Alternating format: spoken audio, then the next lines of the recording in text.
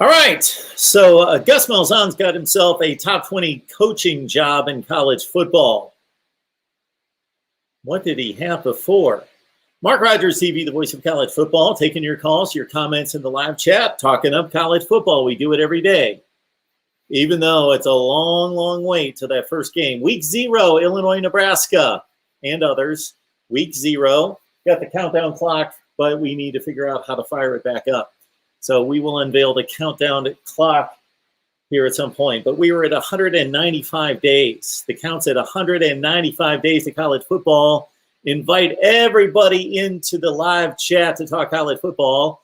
And I didn't know exactly what we would talk about tonight. And do we need something specific to talk about? You just call in and you talk about whatever you want to with Mark Rogers TV, the voice of college football.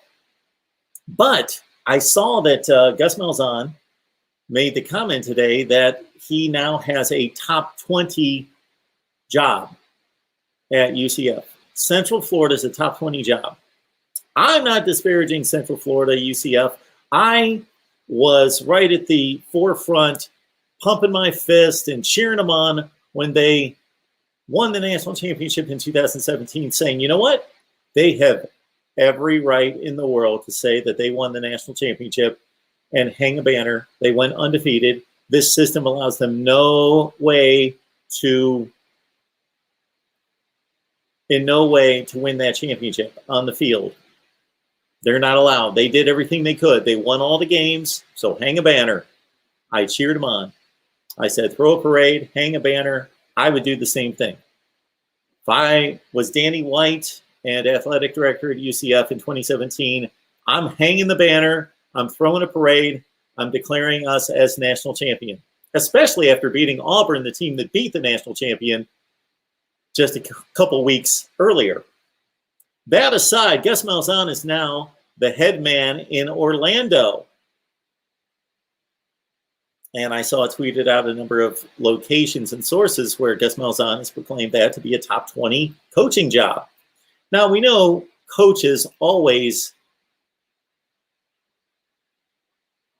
over-promote, oversell their job, their program, their team, their conference. The only time they don't oversell the team is when they're preparing for another team and they want to keep their team in check and humble and working hard. But other than that, they oversell the university and the football program and the location and the conference and everything. So it should not surprise us that Gus Malzahn says that UCF is a top 20 coaching destination.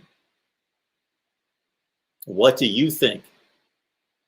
Leave your comments in the comment section. Of course, call me at Mark Rogers TV, the voice of college football. The number is 860-325-3687. Let's see if we can determine. Maybe this will be the next subject for a video once we get to a place where we can cut some more videos here, because I got to get through this playoff run. Done with the schedules. Now that ushers us right into our playoff series. Ranking the coaching jobs in America.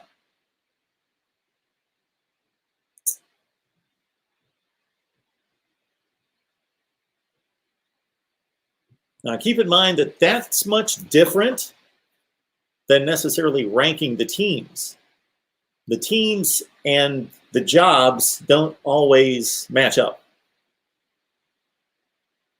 At places like Alabama and Ohio State and Oklahoma, they do right now. But a place like Texas, Texas hasn't been a top 25 team except for the 1 year in forever, in 10 years, 11 years. But where is Texas? It's still a top 10 job, right? And of course, places like Boise State and UCF and now Cincinnati, they're performing at top 10 to 15 level. Is Cincinnati a top 10 to 15 job? I don't think so. All right, so we're gonna look at the coaching jobs in America, and basically we'll toss out the obvious choices and look at some places that are performing under or above their value, and maybe some coaching job gems versus some places that are They pretty much maxed out. Coastal Carolina. They legitimately fielded one of the probably 20 best teams in the country this year, don't you think? That's not a top 20 job.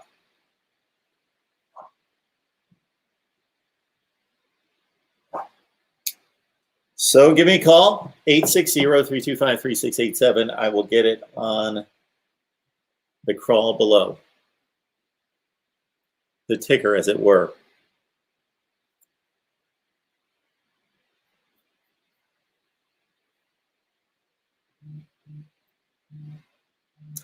Yeah, Rod, I did say top 20 just because that was Gus Malzahn's words. Got our first call of the night coming in. Here we go. The call will start at the beep. Mark Rogers TV, the voice of college football. Who's on the line? Hi, Mark. This is Anthony. Hey, Anthony, what's going on? Mark, I have a question for you. I'm not sure if you can answer this or not, or give me an honest opinion on this. Do you think it hurts a team, group of 5 teams, like a UCF or a, maybe, like, let's say a Cincinnati or a UCF, that they're not in a major Power 5 conference like the Big Ten, the ACC, the SEC, or the Big 12? That's why they don't, even if they go undefeated, they don't get credit for the college football playoff committee doesn't really give them enough credit because of the competition they're facing and stuff like that. Do you think that hurts them that they're in the group of 5 instead of a Power 5 conference like the conferences I just named? That's pretty much their only issue. That's the entire discussion right there, Anthony, is that they're not in a major conference. Otherwise, if they achieved the same record and finished in first place in those other conferences, they would be treated just like all the teams that we typically talk about that come out of those other conferences. Where would you, let's say a major realignment happens, would it make sense for the UCF to go into the SEC or the ACC? UCF? Yeah, UCF. Well, it would be much better for them to go into the ACC because of the level of competition. I drew up a realignment plan a few years ago, and I had UCF in the ACC. Who did in your realignment plan? Who did we lose? Who did you add? Did you add UCF and USF?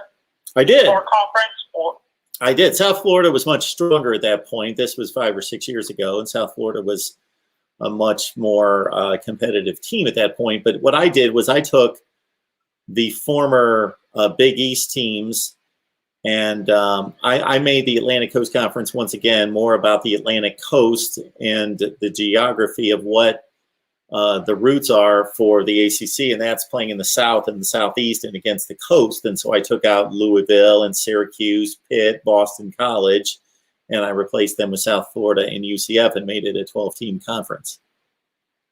Yeah, and honestly, with this whole realignment, I was thinking, honestly, I don't think it would happen, but it would. Can you imagine if Clemson was in the SEC with like Alabama? Like, that would even out both of those divisions, the SEC East and the SEC West, because sometimes it feels like the SEC is top heavy, don't you? With Alabama and LSU or whoever is good at it's not like there's not really a ton of parity in that division, in that conference, with Alabama basically dominating with Georgia or Florida, if Florida or Georgia is good. Do you think it would make sense then for Florida or Georgia to go to the SEC to go against Georgia Tech, or do you think Miami and Florida State would never allow Florida to come into our conference and stuff like that? Well, I think that although Alabama's been hugely successful in the postseason, winning national championships, that the SEC is more balanced than the Big 12 and the ACC are.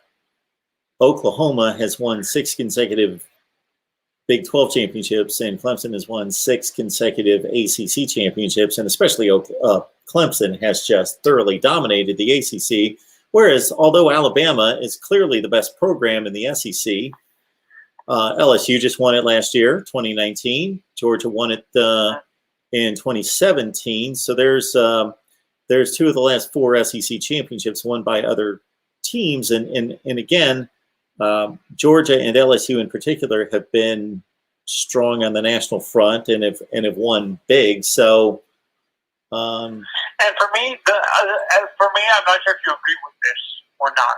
Actually, I would put LSU in the Big 12. To be honest, because geographically they're close. They're more closer to. They're closer to the Texas teams and Oklahoma more than they're to Alabama. Baton Rouge is. Don't you agree that Baton Rouge is closer to like Baylor, more towards Baylor and Texas A&M than it is to Alabama and the other schools that they compete in the SEC? Well, what you're asking me, Anthony, is not an opinion question. It's either fact or it's not fact. Baton Rouge is either closer to Waco, Texas than Tuscaloosa, Alabama, or it's not. I don't know. I would think it's fairly close. I don't know. But yes, the LSU is Louisiana borders Texas. Texas is traditionally a Big 12 state, still is entrenched in the Big 12 other than Texas A&M now.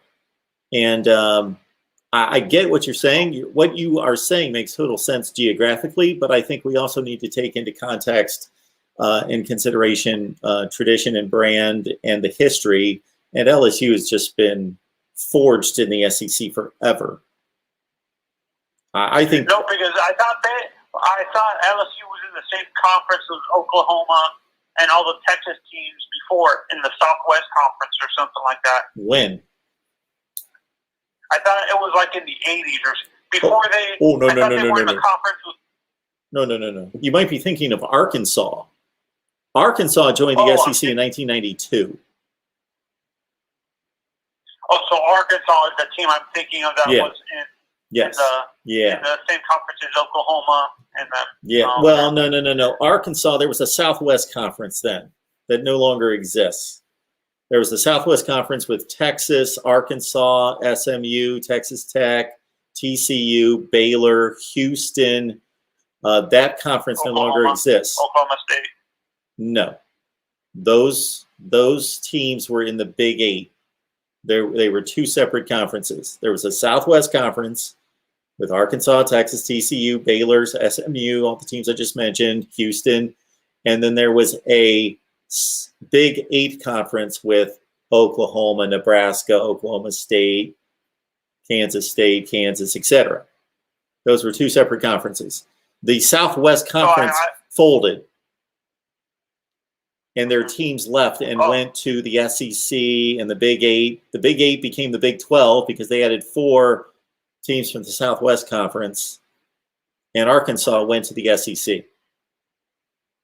Do you think it would have made more sense for Arkansas to stay in the Big 12 instead of going to the SEC realistically? Probably. Stuff like that? Or? Yeah. In terms of their everything you just lined up. Geographically, yes. At the time, and now we're talking about 29 years ago. So to me, 1992 doesn't seem like a long time ago, but to most of the people watching, that was forever ago. So they think of Arkansas, the SEC. But to me, Arkansas was so entrenched in rivalries with Texas. That was their main rival, Texas and SMU and Houston and TCU, and playing all those teams all the time, that they would have been a better, more natural fit staying with Texas and Oklahoma and playing in the Big 12. Yeah, you're absolutely right. And honestly, what I feel would happen to the Athletic Coast Conference, I think they would dissolve or something like that. And honestly, I think it would make sense to bring back the Big East and have Penn State and all the teams in New York in the same conference, and Pittsburgh and stuff like that in the same conference because, realistically, I think Penn State would have made more sense that back then. Do you think it would have made more sense to have Penn State in the Big East with like Virginia Tech, Virginia, and like Pittsburgh and stuff like that, and like Syracuse and Rutgers when it came to football and basketball in general? Okay, so what you're alluding to is exactly the way college football stood in the early 1990s and before that. So before Penn State joined the Big Ten and South Carolina joined the SEC, there was a huge conglomerate of independent teams, and most of them were in the Northeast. Penn State, Syracuse, Pitt, West Virginia, Louisville, Notre Dame, they were all independents. Now, some of them, Miami, South Carolina, Florida State was an independent. So this is all, it all changed around 1993 when Penn State joined the Big Ten and Florida State joined the ACC. But all those were independent teams. Virginia Tech was an independent. And then they all played each other. Maryland was an independent. No, Maryland was in the ACC. When did they join the ACC? Anyway, that was back in the 50s. Anyway, all the other teams we just mentioned. And they all played each other. You know, Penn State played Syracuse every year, and Boston College and Pitt, and West Virginia, and all those teams. Ever played Penn State when they were in the Big East? Yeah. The last time Miami and Penn State played, I remember them playing a game around 2000. I know they played a couple times in the early 90s. Trying to think if they played since then. But anyway, I don't remember the original question, but what you're depicting. Oh, yeah, it has to do with realignment. It has to do with realignment. What do you think the next big? Do you think realignment's ever going to happen when it comes to the conferences, or it's too entrenched with like rivalries in each conference that it's too late for like geographical realignment when it comes to the conferences? No. There will be more realignment at some point.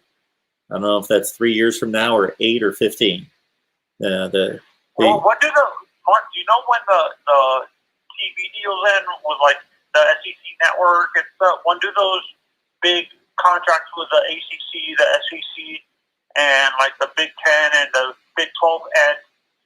When it comes to their TV contracts, is that when you expect the next big realignment to happen? When the TV deals end, basically, is what you're saying, like the Pac-12. I don't see where in the past they were ever connected. I understand your logic there, but that was never connected. The expansion of these leagues versus it's just all about. It's all about opportunity, and it's about money, and it's about these institutions determining where they can make the most money. The rivalries, unfortunately, don't have anything to do with it because the most recent expansion. It's not like the NFL is what you're saying. It's not like the NFL where they're two.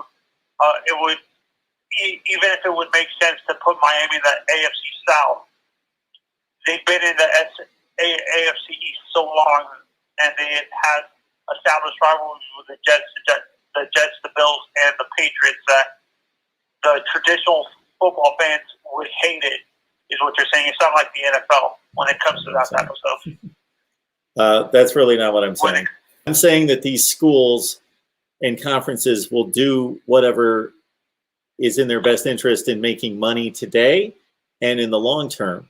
And so 10 years ago, when we saw a lot of conference expansion and extraction, they didn't take into consideration rivalries.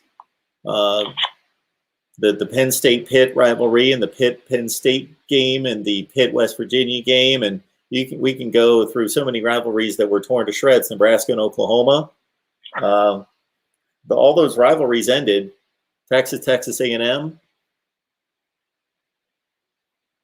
Yeah, and honestly, like I said, I think it would be honestly, if another realignment happens, I think some of the teams in the,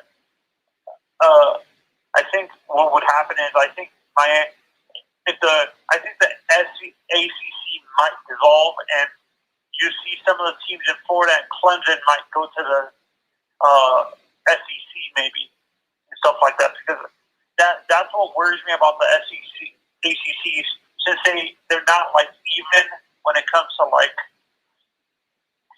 competition. Clemson is the better team. I think what's going to happen with that, some of the teams on the bottom would go to the Big East or the Athletic Coast, the Big Ten or the Athletic Coast Conference, and then teams like Florida State, Miami, and Clemson, and maybe Carolina and Duke and Carolina would go to the AAC and stuff like that. But Clemson, Miami, and Florida State would go into the big ACC, SEC, or do you think Florida and Georgia would actually go against rule against that to add those in-state rivals into their conference, like Georgia Tech and Miami and Florida State, and Clemson, and stuff like that? I got to say, Anthony, basically what I think at this point is that we've killed this subject. I think it's a good one, an interesting one, but we're talking in circles at this point. But I think you bring up a lot of great points about the history of some of these schools and where they would have been a better fit.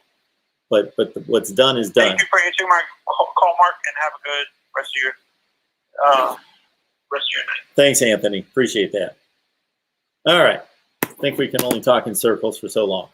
All right. Appreciate everybody jumping on board here at Mark Rogers TV, the voice of college football. I'm going to get to that suggestion right there. And unfortunately, excuse me here, I'm needing to, I am completely revamping everything here. So anytime you hook up about, I don't know how many different pieces of equipment, and they all have about 6 cords coming out of them going in different directions, that it actually becomes a bit of a strategy in terms of where you put keyboards and switchers and sound equipment and laptops and hardware and all this other stuff, and where the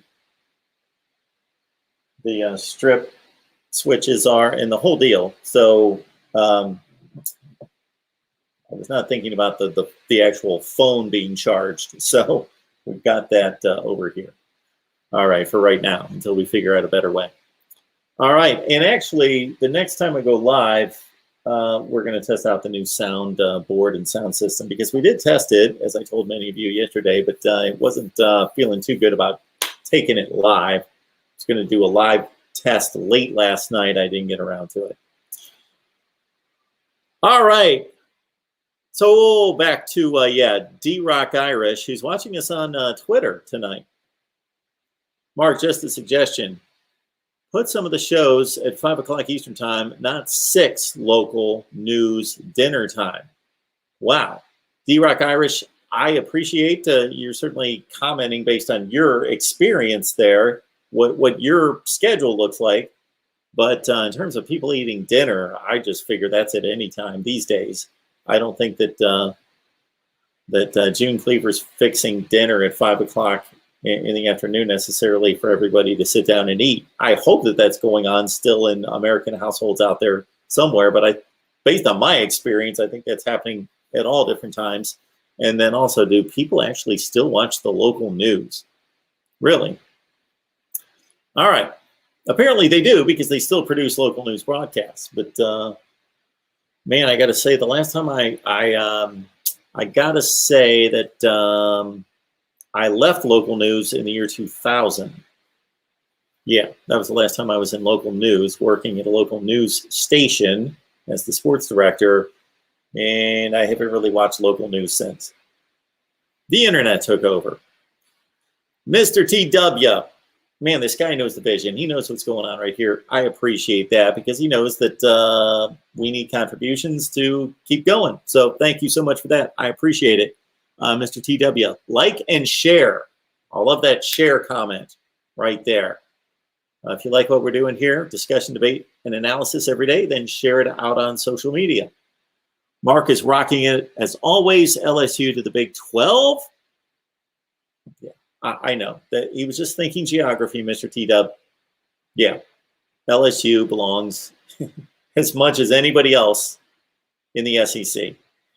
if there were the Final Four to get kicked off the island of the SEC, I think it would be Alabama, LSU, Auburn and Florida, Georgia. Those would be the 5. Not that Mississippi State and Ole Miss aren't just as entrenched in Kentucky in the SEC, but obviously they're not playing at the level of those other teams and are more expendable in terms of tradition and geography. I think Missouri gets the boot first. And then it's a bit of a power struggle between Vandy's got tradition on its side, but Texas A&M means more. But Texas A&M, I would boot Texas A&M and Mizzou back to the Big 12, where they belong.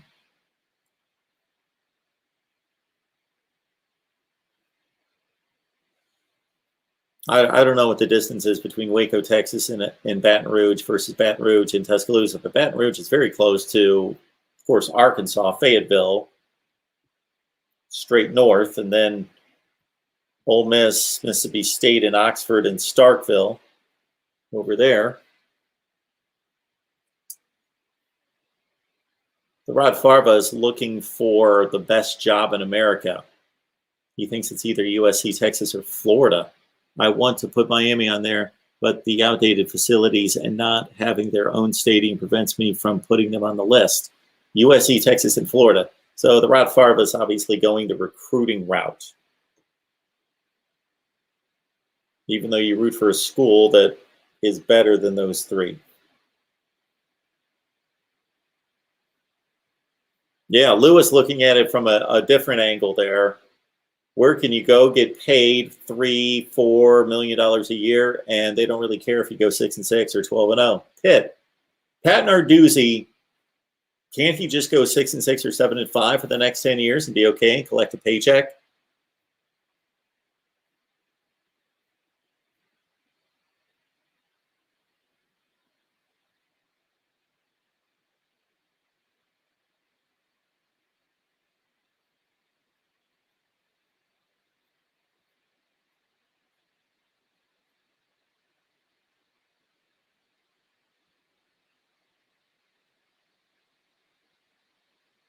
Yes, the Southwest Conference.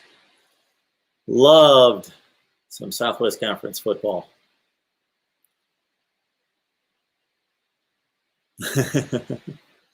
Bergie is going to ask about the Freebirds and the Von Erichs.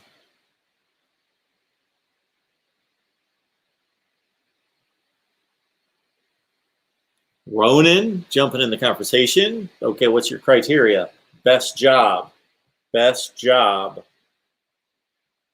I would think, for just thinking of this from a football perspective, the best job would be where you can win and you can get paid. Now, the opportunity to win gets divided into a number of other categories, which include what are your facilities like? What's your recruiting footprint? How much money do you have? Is the school committed to winning?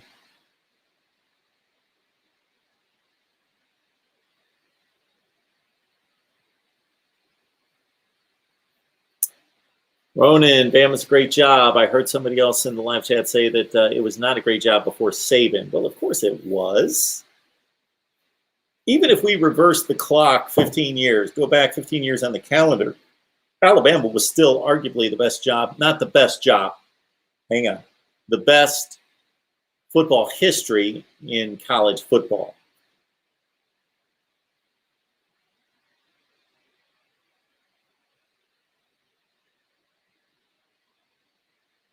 Georgia Tech was in the SEC until about, what, the early 50s?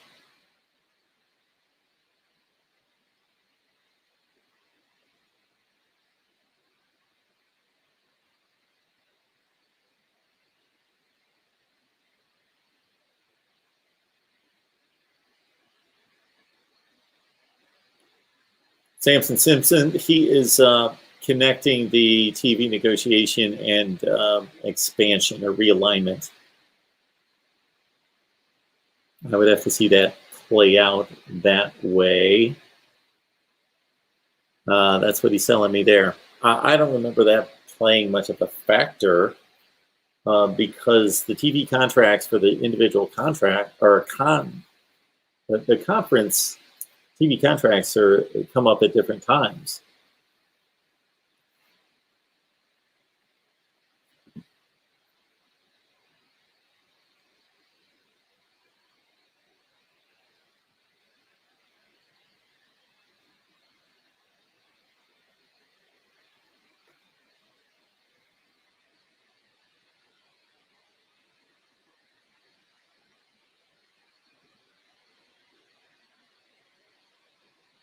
Arnon did some work here. I'm sorry, Aaron. The big three of Florida have to be in the list of best coaching positions. Since '79, Miami, Florida State, and UF combined have played in bowl games, playoffs with a chance at a national title 22 times and won 11. Yeah, Rick, the reason we're going with the topic of top 20 coaching jobs is that Gus Malzahn apparently, and I'll see if I can find it in the article. This comes back up. That he made the comment today at his introductory news conference that he has a top 20 job at UCF. Now, I don't believe that to be the case. I could name a lot of other jobs that I would rate much higher than UCF. Just about everyone in the Power Five, except some.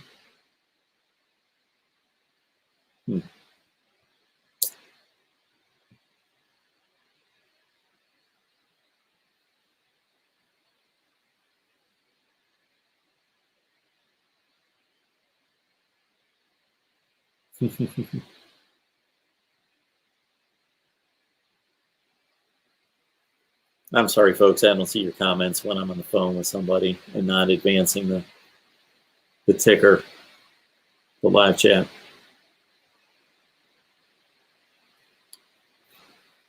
Arkansas not in the top 20 job. 3 years in a row was voted #1 place to live in college football. As someone who lives in California, nobody wants to go to a conference as bad as the Pac-12.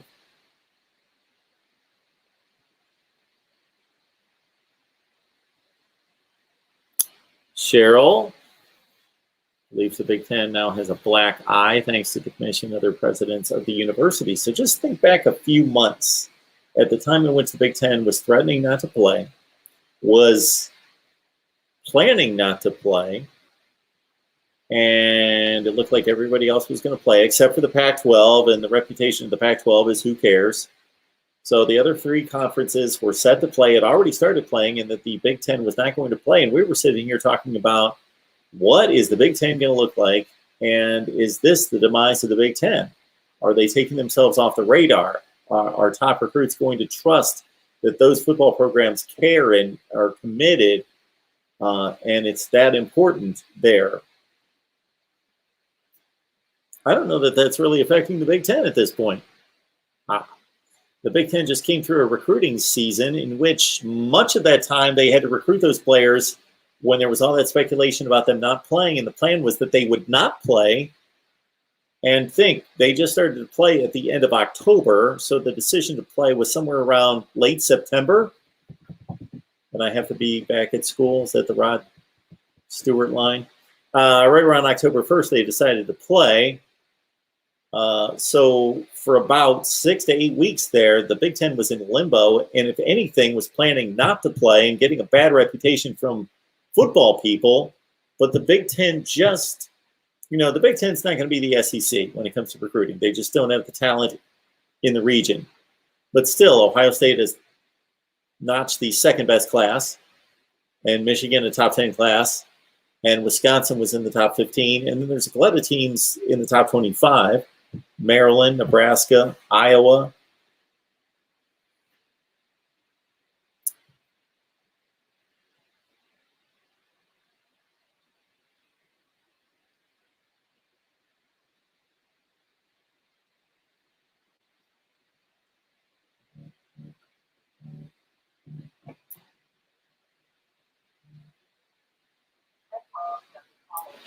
All right.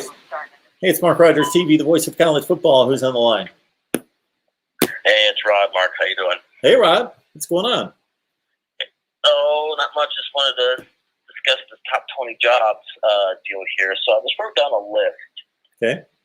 of a bunch of schools, and I am stumped at, let's see, 1, 2, 3, 4, 5, 6, 7, 8, 9, 10, 11, 12, 13, 14, 15, 16. I have 17 down. And after that, it is really tough because there's a lot of, discrepancies and a lot of, splitting of hairs when you compare these other programs. So here's who I have on my list right now, in no particular order. Ohio State, USC, Miami, Alabama, Texas, Oklahoma, Florida, Notre Dame, Michigan, Georgia, LSU, Auburn, Penn State, Oregon, Florida State, Texas A&M, and Clemson.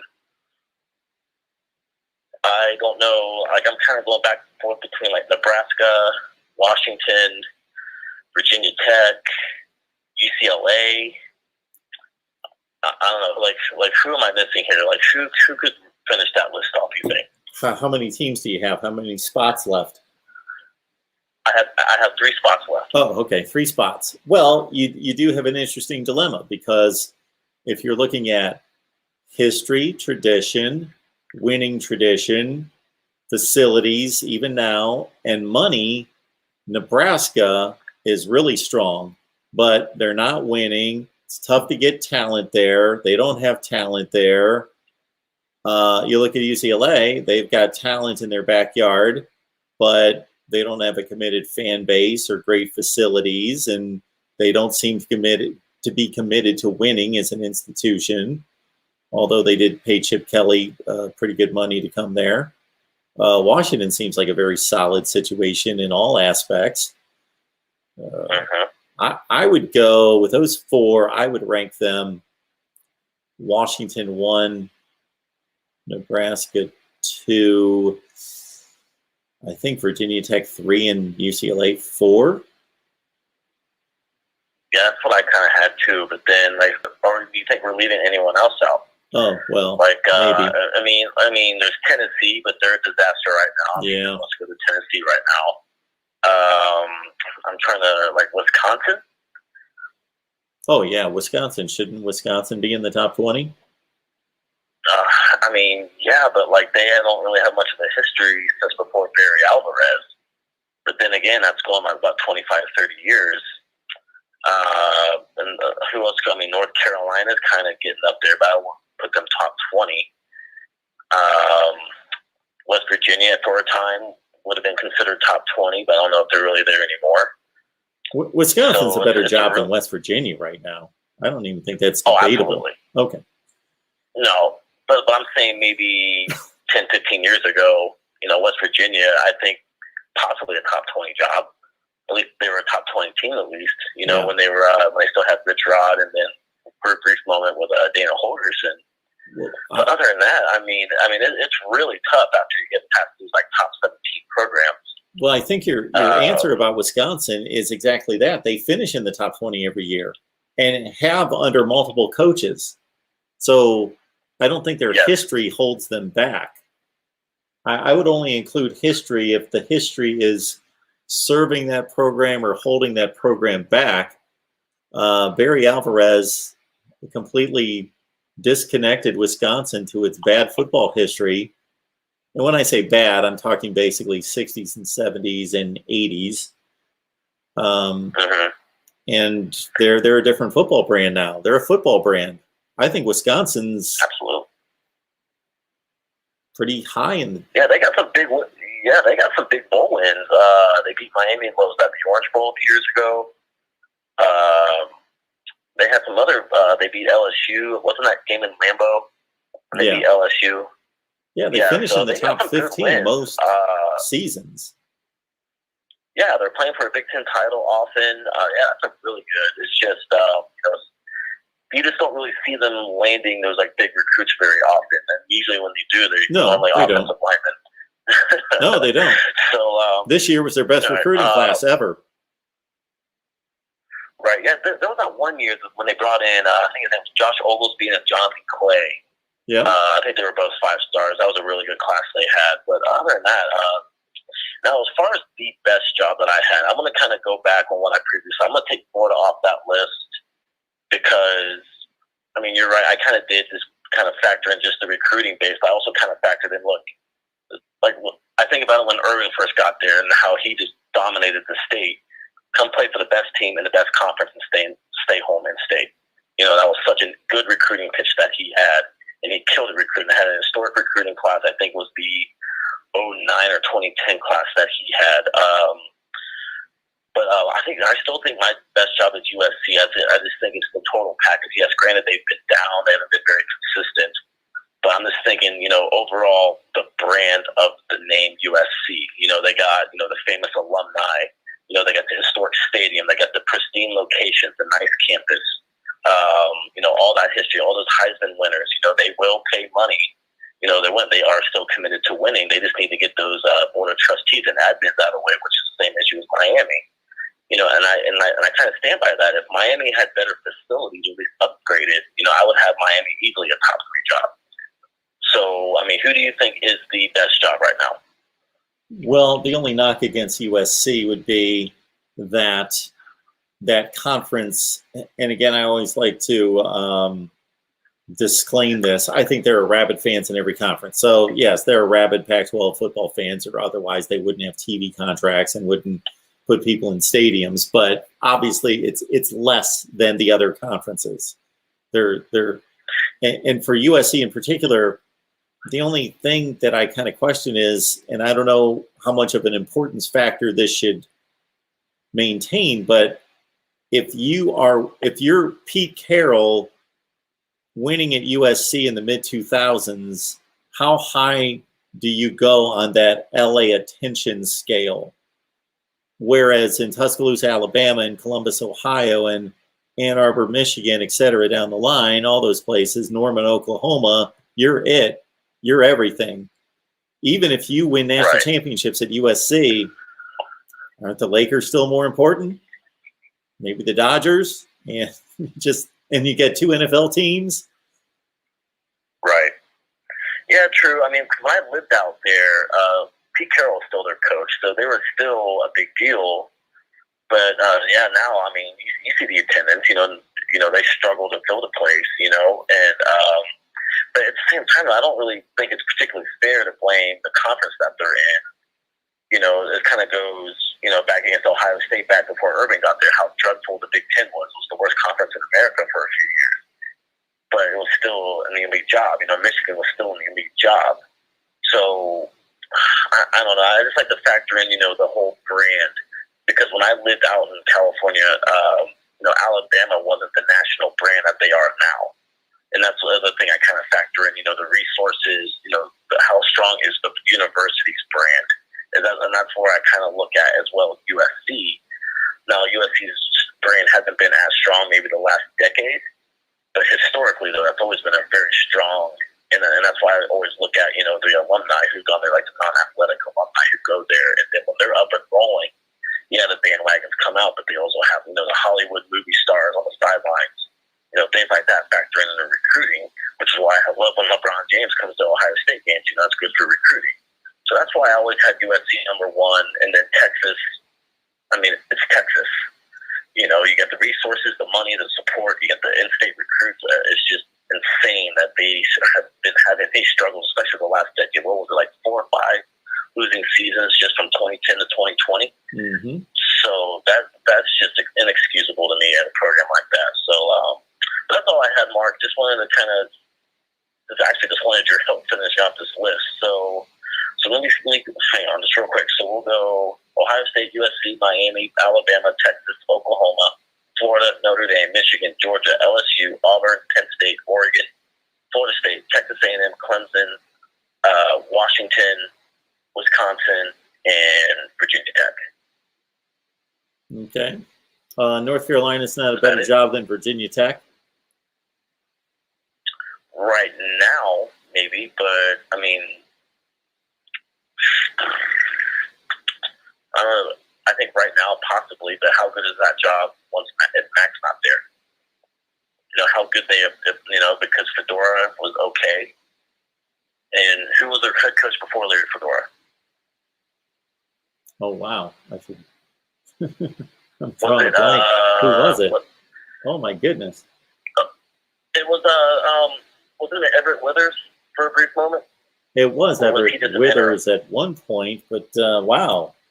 That's horrible. I can't remember who North Carolina's coach was.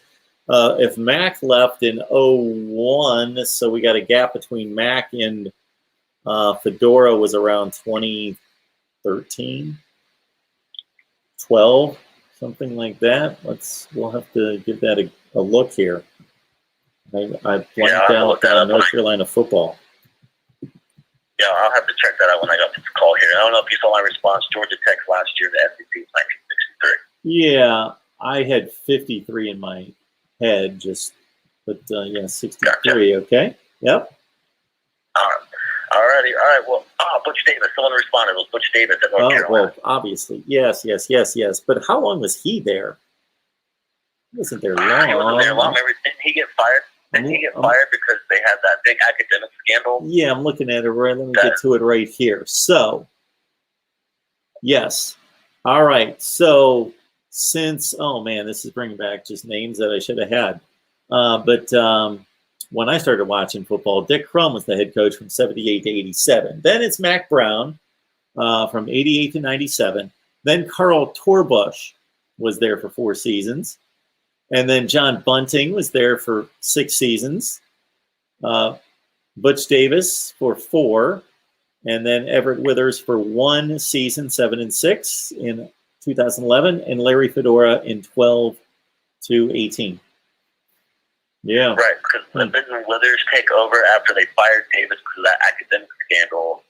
Yeah. Then they hired Fedora, and then Urban eventually hired Withers at Ohio State. Or was he? Yeah, right. And then didn't Withers get a head coaching job a year after he was at Ohio State? He did. I believe so. I'll have to look that up. I think he at a smaller program though, at a much smaller program.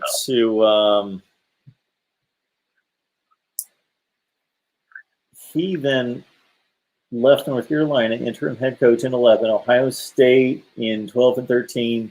Then he was at James Madison in Texas State. So those look like head coaching jobs. Yeah. 2 years at James Madison and 2 years, 3 seasons at Texas State before he went to the Giants. Okay. Oh, he's in the NFL. Oh, I didn't know that. Okay. He was for 1 year. Now he's at he's the defensive coordinator at FIU now. He's all over the place. All right, Mark. Well, I'll let the other folks get in and get a call in, and I'll talk to you soon. Good stuff, Rod. All right, bye-bye.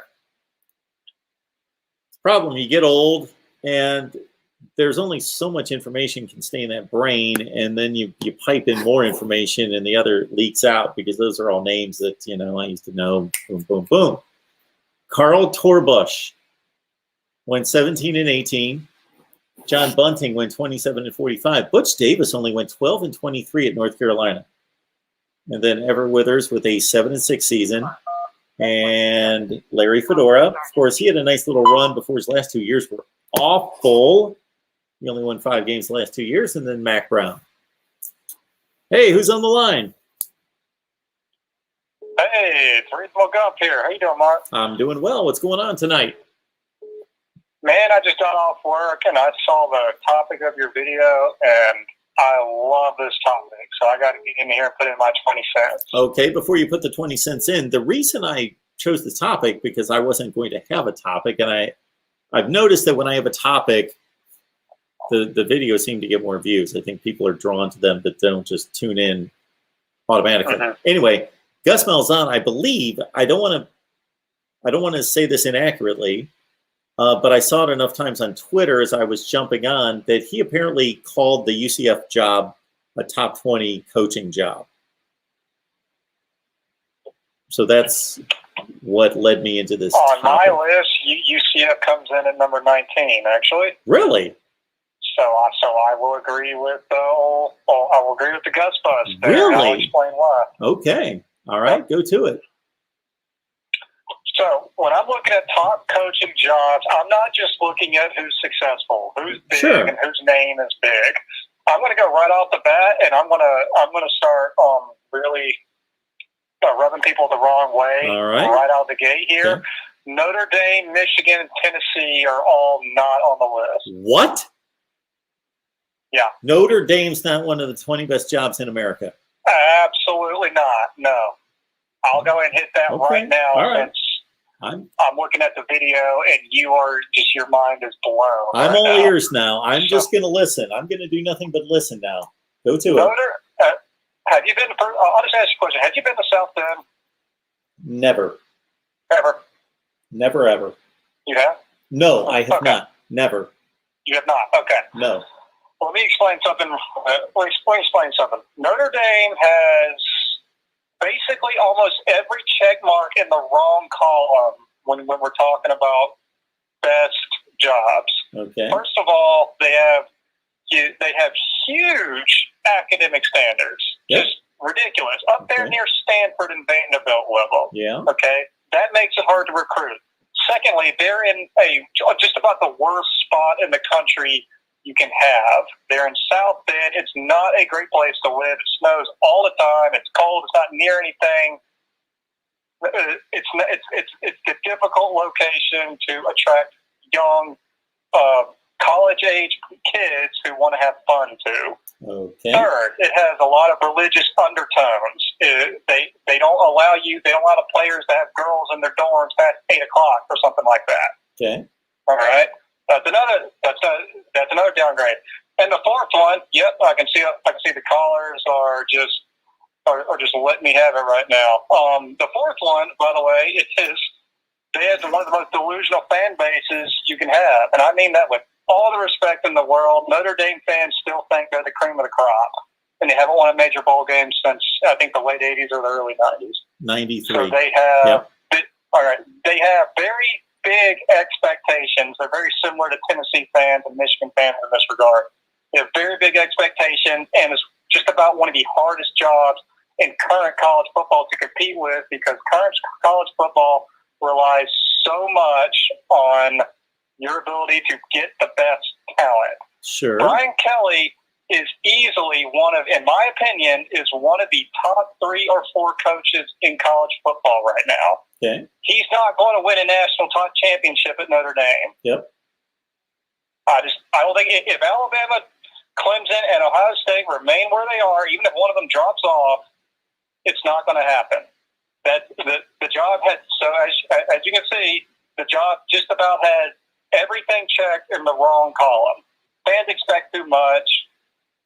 Very unattractive place to live. Religious undertones. Really high academic standards. The only thing it has going for it is the brand. Well, the brand, I mean, how long does a brand last? Like you just said, the early 90s, last major bowl game, or last major bowl victory. That is why I do not have Notre Dame in the top 20. Okay. Well, I'm going to both. Go ahead. You've got more? No. Oh, okay. That's it. Okay. So what I will agree with is that post Lou Holtz, the records of all the coaches at Notre Dame would back up what you just stated, that it's a difficult place to win. Ty Willingham, Bob Davie, Charlie Weiss, they all were mediocre coaches, and maybe they are mediocre coaches, or maybe they just got into a situation in which all those things came into play that you just mentioned, and they couldn't overcome them. And maybe Brian Kelly is that good. Maybe Brian Kelly is a better coach than everybody gives him credit for winning 10 games, 11 games at Notre Dame every year, most years. I think he is. I think he's a fantastic coach to be able to do that. Because as you were marking off all these negatives against Notre Dame, I was thinking, well, how do they bring in top 10 recruiting classes? So the brand must mean something. Oh, I think a lot of it has to do with how good of a recruiter the guy is. I don't think they were bringing in that much talent before he got there. I'd have to look, but I think it's been upgraded, but not. It wasn't like they were bringing in top 50 classes. I don't think Notre Dame's ever not brought in top 20 classes. Right. Mark, the brand, I didn't say the brand was gone. I said the brand is still there, but their fans still expect national championships out of them. Their recruiting classes are not going to win national championships. When is the last time Notre Dame had the guy at quarterback? When is the last time they even had a Heisman contender, really at all? Don't tell me Manti Te'o, okay? Well, he was. That was just a publicity stunt. Well, he was. Yeah. Okay. Anyway. All right. I made my point about Notre Dame. Do you want me to start listing off who I really think should be in the top 20? Not a top 20. And Michigan, you got to explain why Michigan's not a top 20 job. Okay, sure. They pretty much all the same reasons. We'll take off the academic part, although Michigan is a very high academic school. Mm-hmm. But they're living under the same thing, and their brand doesn't even mean as much as Notre Dame. They're playing in an even, if it can be possible, they're playing in an even colder climate than Notre Dame is. They're up there near Canada in an almost talentless state. Okay, but before you continue on Michigan and further comments on the climate, I'm guessing, Reasonable Gump, this is a guess, that you haven't spent much time north of the Mason-Dixon line. I was stationed in New Jersey for 5 years. Okay, you're over on the East Coast. So New Jersey, but you understand that there's thousands of miles north of New Jersey. Like when you talk about Indiana being like getting just belted with snow, yes, for the typical Southerner, Indiana is getting buried in snow. But if you would look it up, there are places in the country that get far more snow than Indiana and are far colder than Indiana. You can keep traveling north for 600,000-800,000 miles up to Minnesota and North Dakota and Wyoming and Wisconsin and to the upper regions and then New Jersey. You can head for again hundreds and hundreds and over 1,000 miles up to Maine and New Hampshire and up that way, where there's a significant difference in the weather.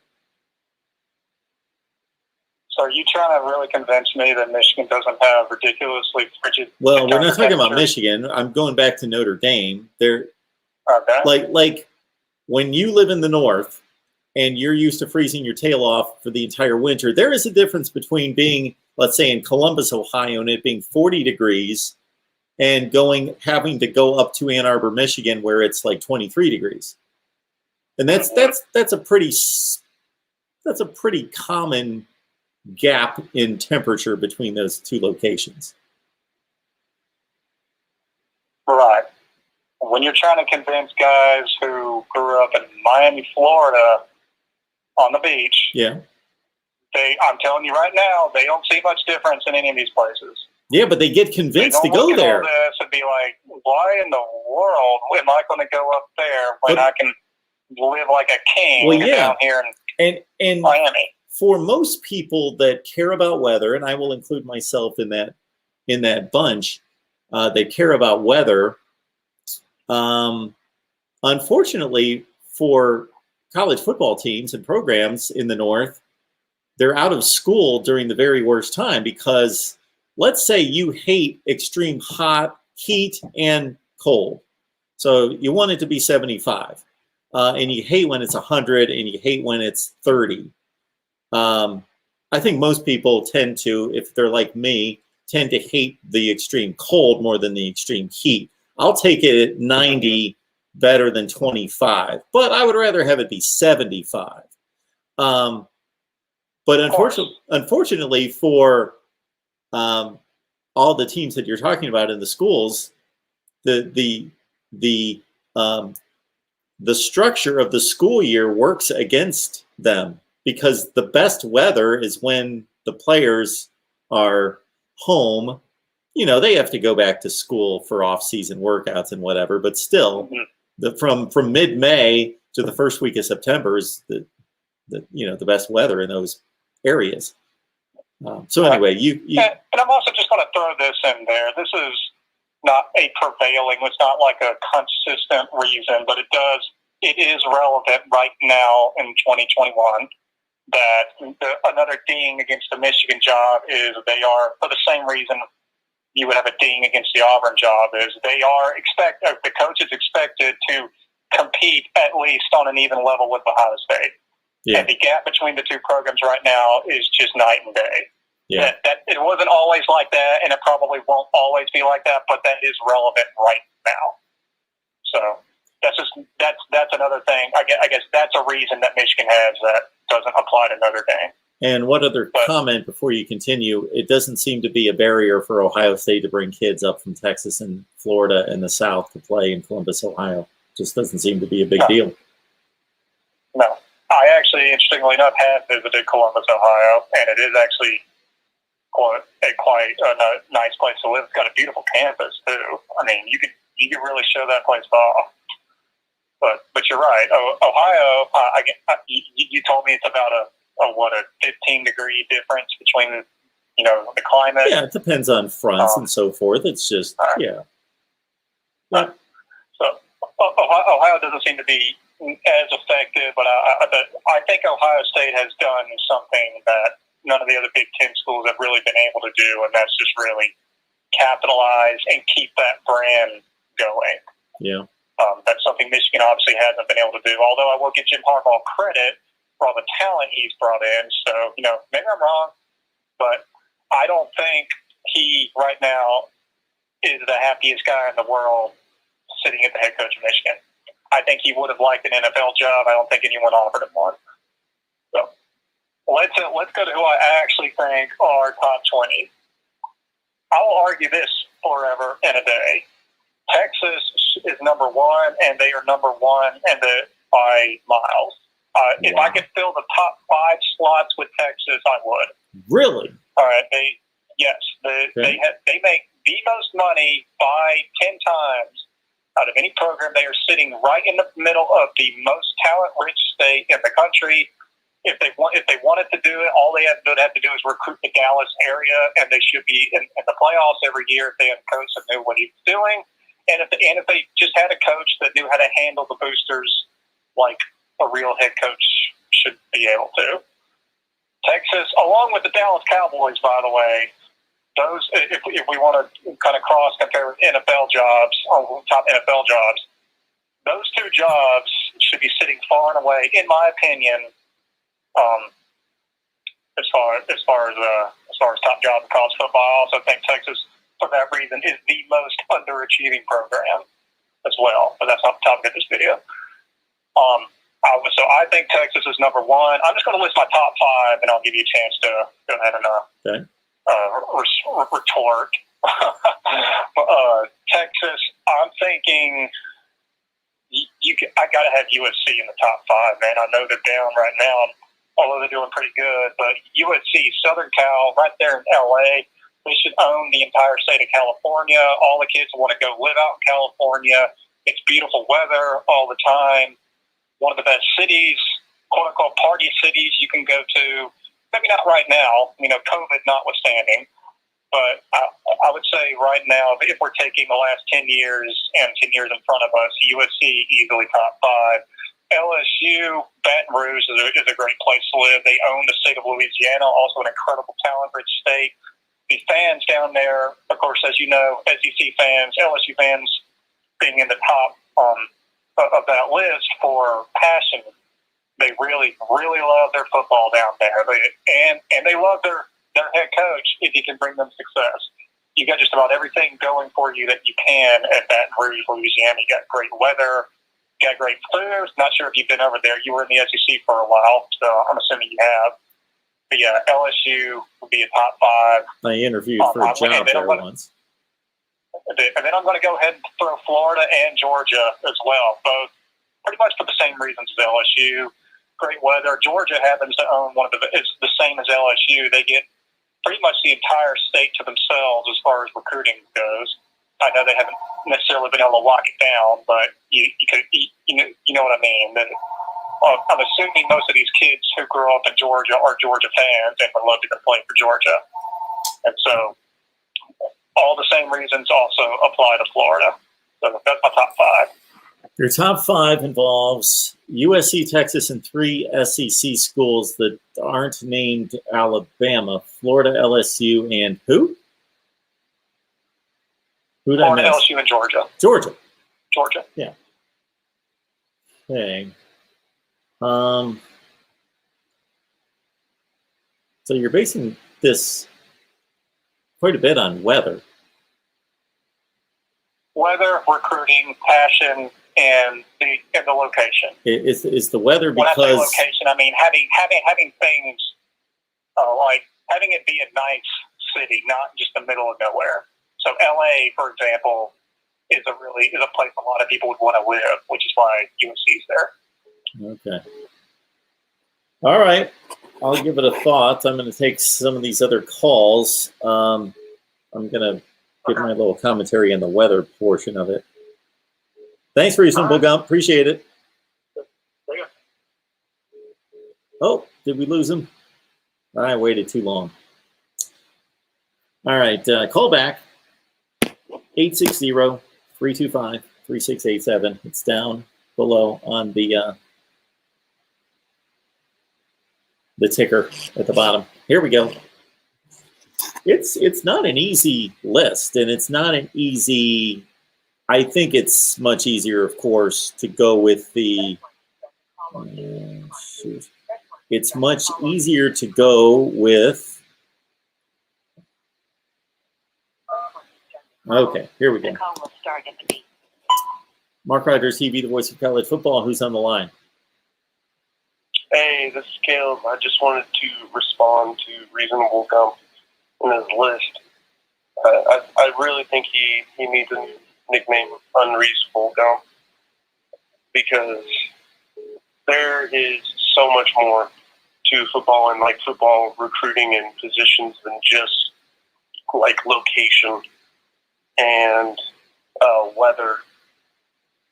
And when you're looking at it, like, I do not see anywhere on the West Coast ever being able to like get into the top 5. I would put definitely Florida.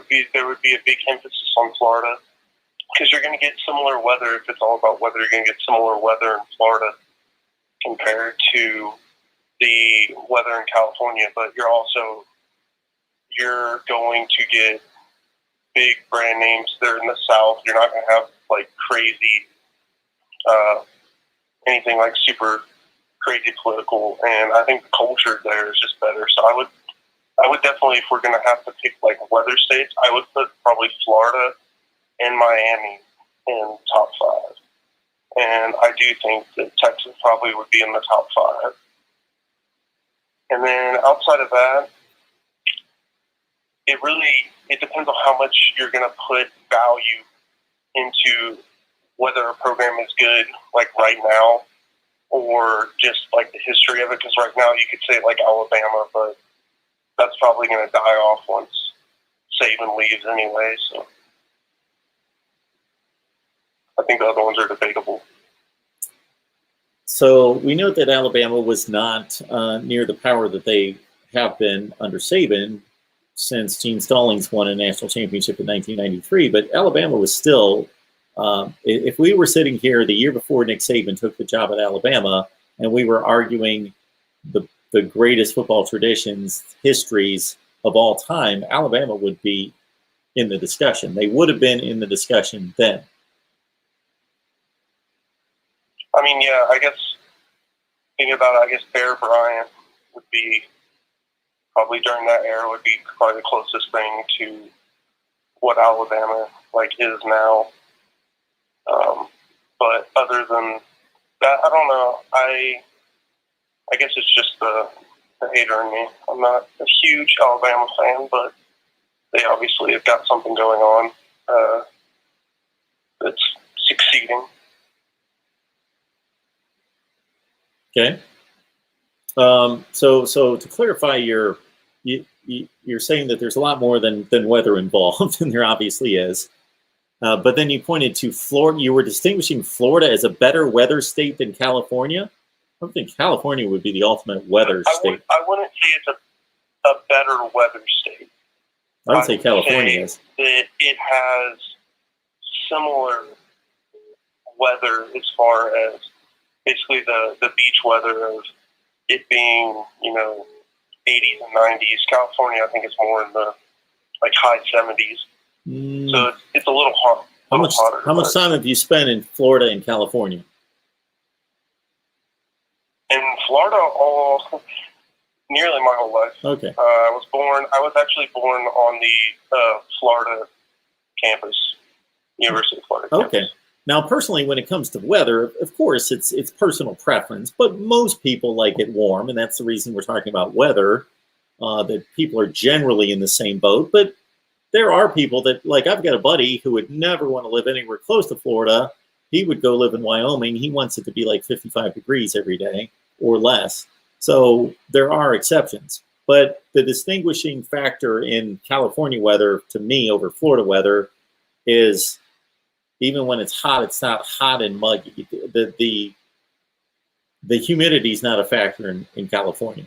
The humidity's low, so it seems nicer to me in California. California is the best weather I've ever experienced in my life, and I've been there maybe a dozen times. Yeah, I mean, you've got no humidity. It's very hard to argue weather-wise. Yeah, it's more consistent. I mean, in Florida, it's like you're taking a shower. Yeah, and it doesn't rain a whole lot in California, so forth and so on. So anyway, I was just getting your read on the weather part of that.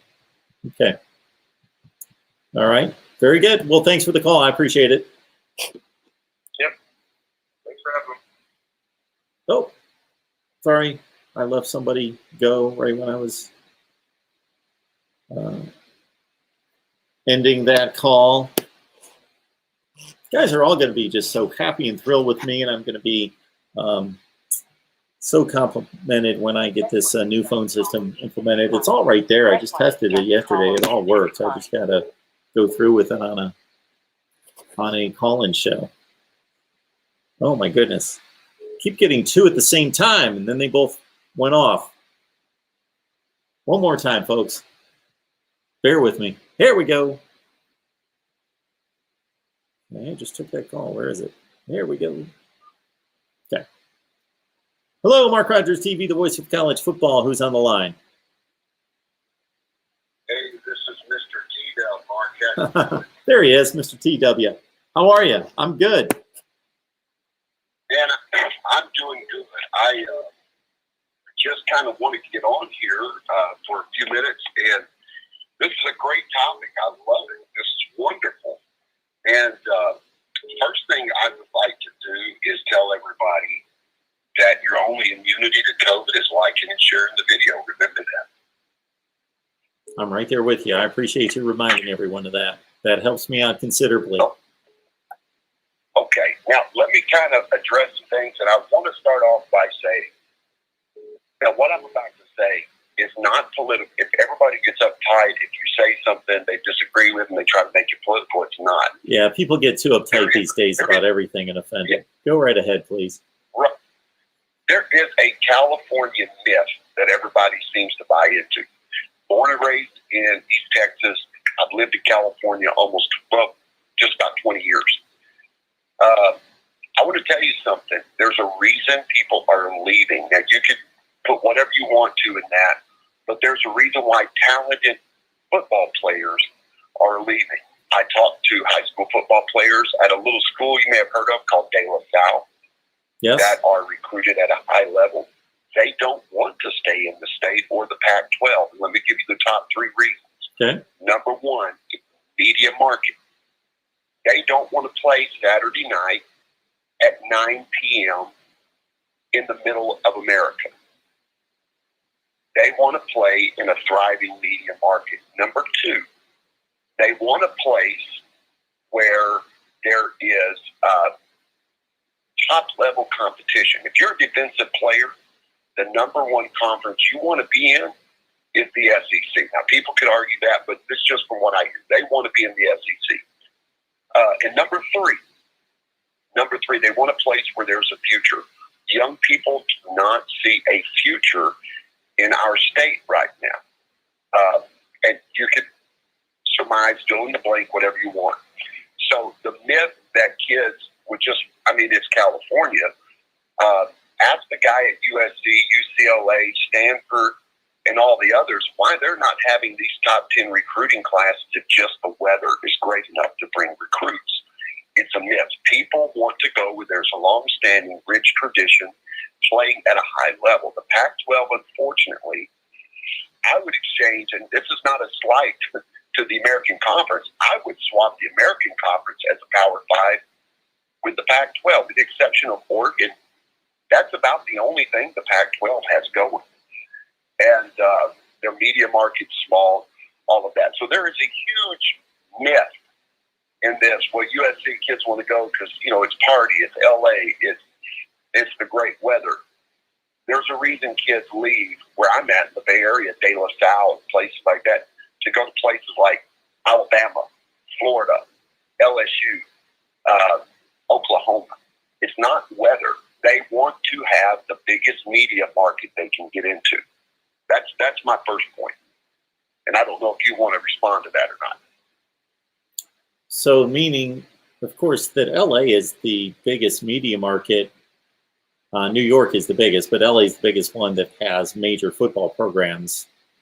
And I know Rutgers is near New York, but for the topic, I think it makes sense to say that LA is the biggest media market close to football playing schools. So you're not counting that. When you say they want to be close to media markets, is Tuscaloosa, Alabama close to a media market? Well, what I mean by media market is there's no compare. You're right in the fact the population, it's Hollywood, but not college football. Is there a bigger media market than the SEC? Not even close. That's why they get $70 million a year in the SEC as a team out of the media market. Then the Big 12, I think it's the Big 10 is next with 40-something. Well, yeah, the Big 10 is riding pretty close neck and neck with the SEC when it comes to revenue. But they're moving up, so it has nothing to do with weather. They want to be on prime time. They know that NFL coaches and scouts are watching on Saturday, and they want to be in that bigger media market. I mean, the Pac-12 network, is that even a thing anymore? Didn't they absolve it? Or they should. Well, practically. They're still airing somewhere that nobody watches. They're probably in Hawaii. Yeah. Or in Guam. I mean, nobody's watching the Pac-12. So, I mean, I kind of rest my case on that. And when you detach yourself emotionally from, my grandpa went to school there, my dad went to school there.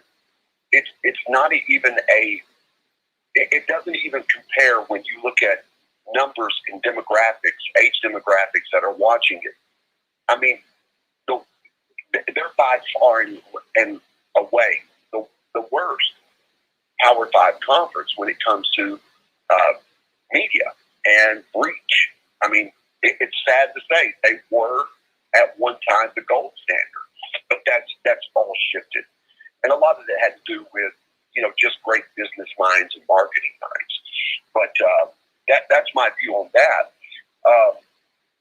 Then to move over to something I don't remember which one it was, if it was the Gump guy or whoever. There's another myth that Texas is the wealthiest school, University of Texas in Texas.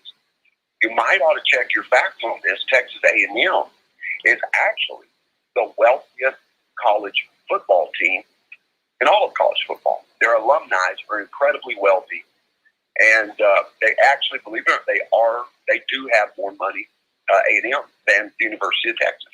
A lot of people don't realize that. And but I want to kind of say this: not top 20. Yep. And it's going to be all SEC teams will be in the top 20 minus Vanderbilt, Mizzou, Mississippi State, South Carolina, Tennessee, and before all the Tennessee people get mad at me, you had a couple of great years with Peyton Manning. That was just a high point. There hasn't been a lot of consistency. And lastly, I would deduct Auburn out of that because Auburn has the most unreasonable expectations for a coach. Their fan base, their boosters are awful. I mean, this Harsin, he'll probably be gone in 2 years. And I like Brian Harsin. But he'll probably be gone in 2 to 3 years if he don't win a national championship. I would minus them. I think a lot of the big I think the Big Ten and the SEC could merge into a power conference and pretty much crush everything else. But I would include in my top 20 Texas, Oklahoma, Ohio State, Notre Dame. Who could not include Notre Dame in their top 20? Clemson, Miami, and everybody, I hear them saying Miami's got horrible facilities. They ought to update their understanding of it because they just had a multi-million-dollar remodel. Florida State is still top 20. Oregon, I do believe, is a top 20 just because they have a lot of pizzazz. I believe, now here's where it's going to get controversial, I believe Iowa is a top 20. Wisconsin, Penn State. And I do believe Baylor is a top 20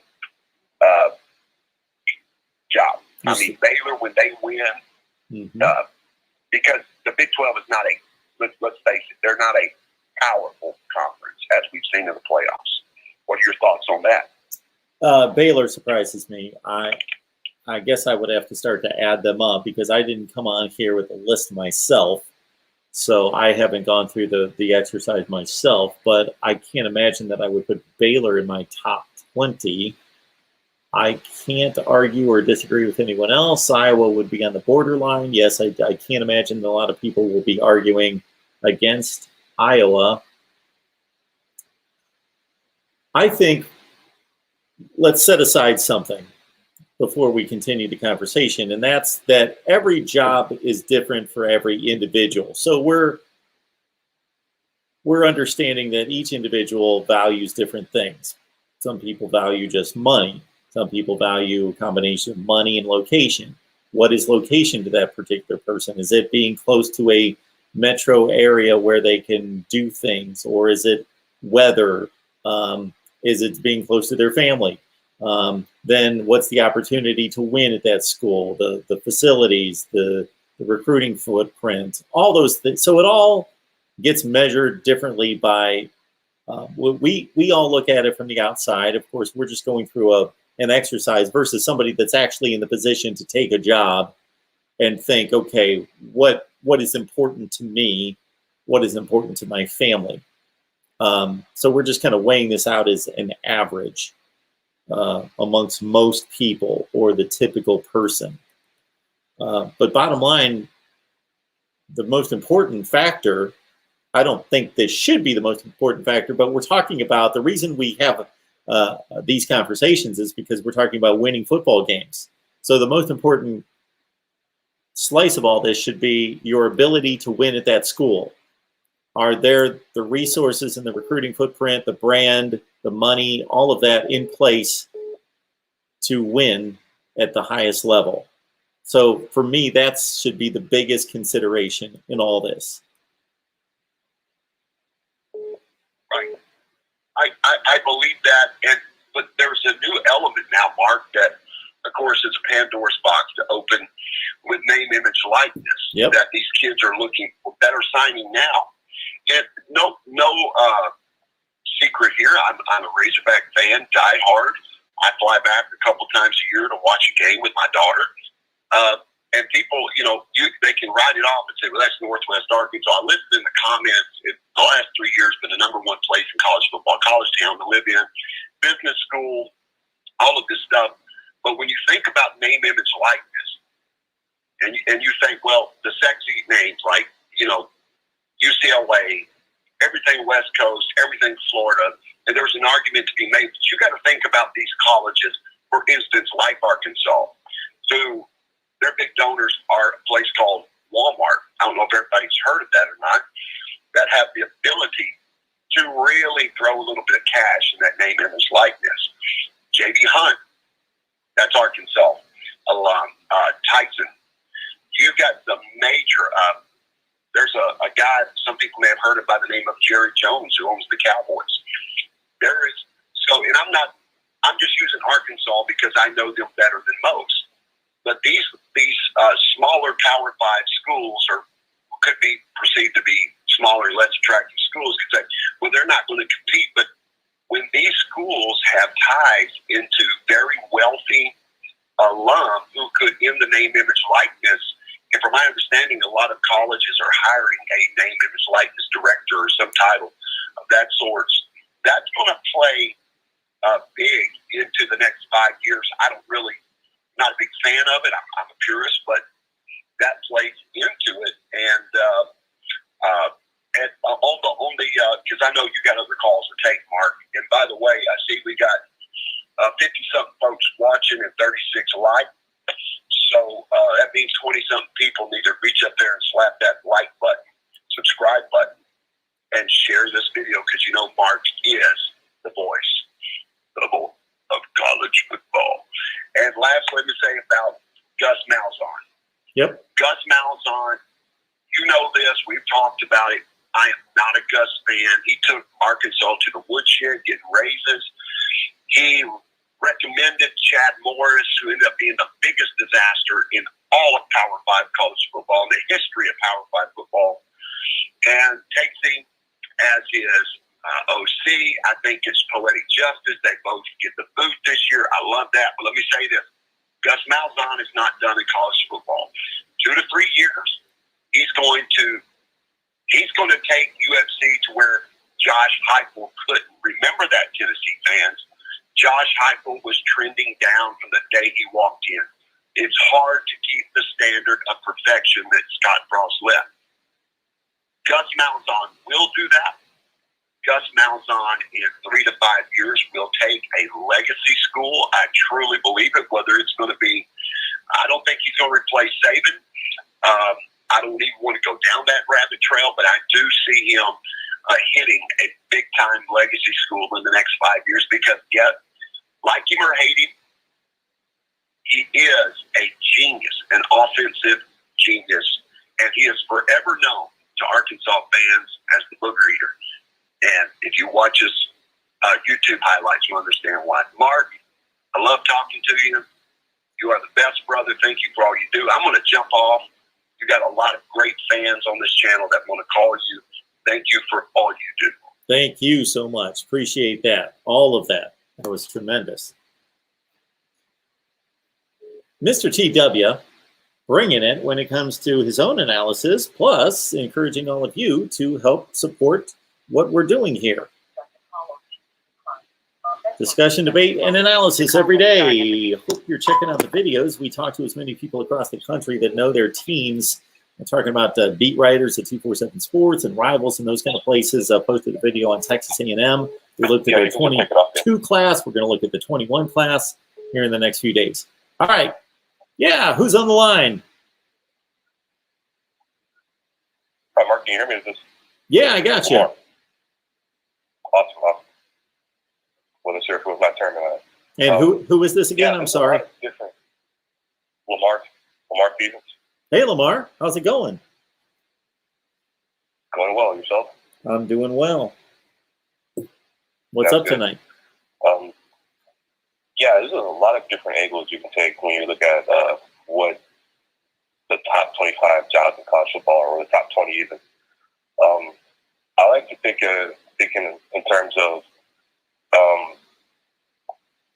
how many coaches can win a national title at this school? Mm-hmm. So how many coaches can win at Florida? How many coaches could take Alabama and keep that ship going? And it doesn't have to be like you don't have to break it down to the point where can you build Alabama up from where it was in 2004 to take the program where they are right now. How many different coaches could win at a place? Like my favorite team, if you took Ed Ogeron and told him he had to go coach Auburn, I think that would go terribly. But yet still, a couple of years ago or a year ago he won a national championship. So, from my point of view, I feel like Ohio State, I think a lot of coaches can win at Ohio State and win big. I think that might be the top school right there as far as like the top coaching job. Just because I think you can take half the coaches in the Big Ten, and half the coaches in the SEC in the Big 12 and put them at Ohio State, and they'll win a championship in 3 years or so. What would you say to that particular point? Well, to back up your point, Ohio State's basically lined up to varying degrees successful coaches going back to 1951 and Woody Hayes. So, yes, there's been a transition of coaches from coach to coach to coach to coach. And, yeah, John Cooper would have been the least successful of all of them, but he still took 3 or 4 teams to a top 5 finish in the country. So that's the worst Ohio State has done in 70 years. So basically what you're saying is proven itself out. It's just a matter of whether Ohio State's going to go 9-3 repeatedly with a pretty lousy coach, or whether they're going to win the Big Ten and compete for a national title with a really good coach. So Right. History has backed up your statement that you just made, that it does seem as though I think any capable coach could go there and win. I really don't know what the draw is there to a certain extent in regards to being able to go to this. Well, I know what the draw is, but where it just lasts over generations to be able to get down to, because they're fighting demographics at Ohio State, and all the schools in the North are fighting demographics, but they're doing it the most successfully, of course. But it's going to continue to get tougher. Right. Well, with the age of social media, it kind of bridges the gap just a bit, and with image and likeness, I think that'll bridge that gap a little bit further along as well. Whenever that sort of normalizes, the transfer portal is just shaking things up. I don't know if it's helping even things out as far as what's the word that you use? Demographic. Yeah. Well, what I'm talking about, there's a lot of factors affecting it. Seems like.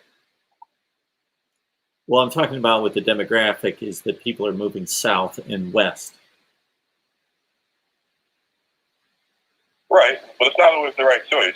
I mean, was it the right choice for St. Martel? No. I'm not talking about people leaving school and moving south or west. I'm talking about families, people are moving south and west. Therefore, the population growth is in the south and in the west. Ohio's not losing population, but it's basically staying stagnant. Now, that may slow down at some point just because sheer numbers say that you can't continue just to move to the same areas of the country. But that's why the better football is played in Texas, Florida, and California, and in the Deep South. I think great coaches also, but once they leave up their mark on a university, that job gets a lot better. Like whenever Dabo Swinney is there coaching at Clemson, I think Clemson's going to have, they're going to have some momentum that, if good coach follows him up, they'll be able to keep it going. Same thing with LSU. LSU in the 90s and maybe in the 80s too, they weren't a program of note at all. But after Saban touched LSU, it's hard to mess that job up. I think there's a lot of coaches that can win at LSU. Absolutely. All right, I'm going to move on to these other calls. I appreciate the call. Yeah, go for it. Thanks, Lamar. Press 1 to start the call, or 2. The call will start at the beep. Okay. I think dinner's coming up here soon. MarkRogersTV, the voice of college football. Who's on the line? Oh, my God, Marcus George, my electric's back on. Okay, I was going to say that was going to be my first question, man. I was seeing all these updates on your percentage of cell phone life just dwindling before. It was a rough morning, Mark. I didn't know I could have a hangover. I thought I was past that. So how you doing now? I'm getting better. I've had a few beers. But Okay. I haven't been without electric in like 30 years. And today was the day I set my car all night last night drinking beer with my son's friend. And it's just, I overdid it. I was playing my music loud, smoking weed. It was a block party out there because everybody's electric was on. And we all met in the parking lot. We all pushed each other's cars. It was a blast. And then they turned the power back on, and we all ran back in our apartment like little gerbils and started staring at our phone again.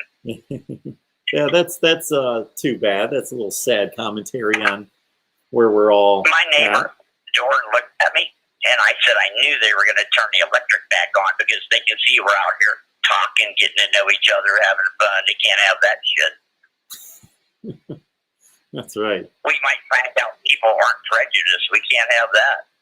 Yeah, we might find out that there's a better way to live. Yes. TV. What are you doing outside breathing oxygen? Get back in that house. That's what they did. They turned it back on, and we all scattered. You know? I did that myself today. I walked down the street to take out the trash, and I thought, you know what? I need to stay outside for a while. I'm going to walk the block a couple times. I need to get in more of this fresh air. Praise the Lord. You know, I'm pretty excited about college football. I think you should table a platform where we play year-round. You can figure this out.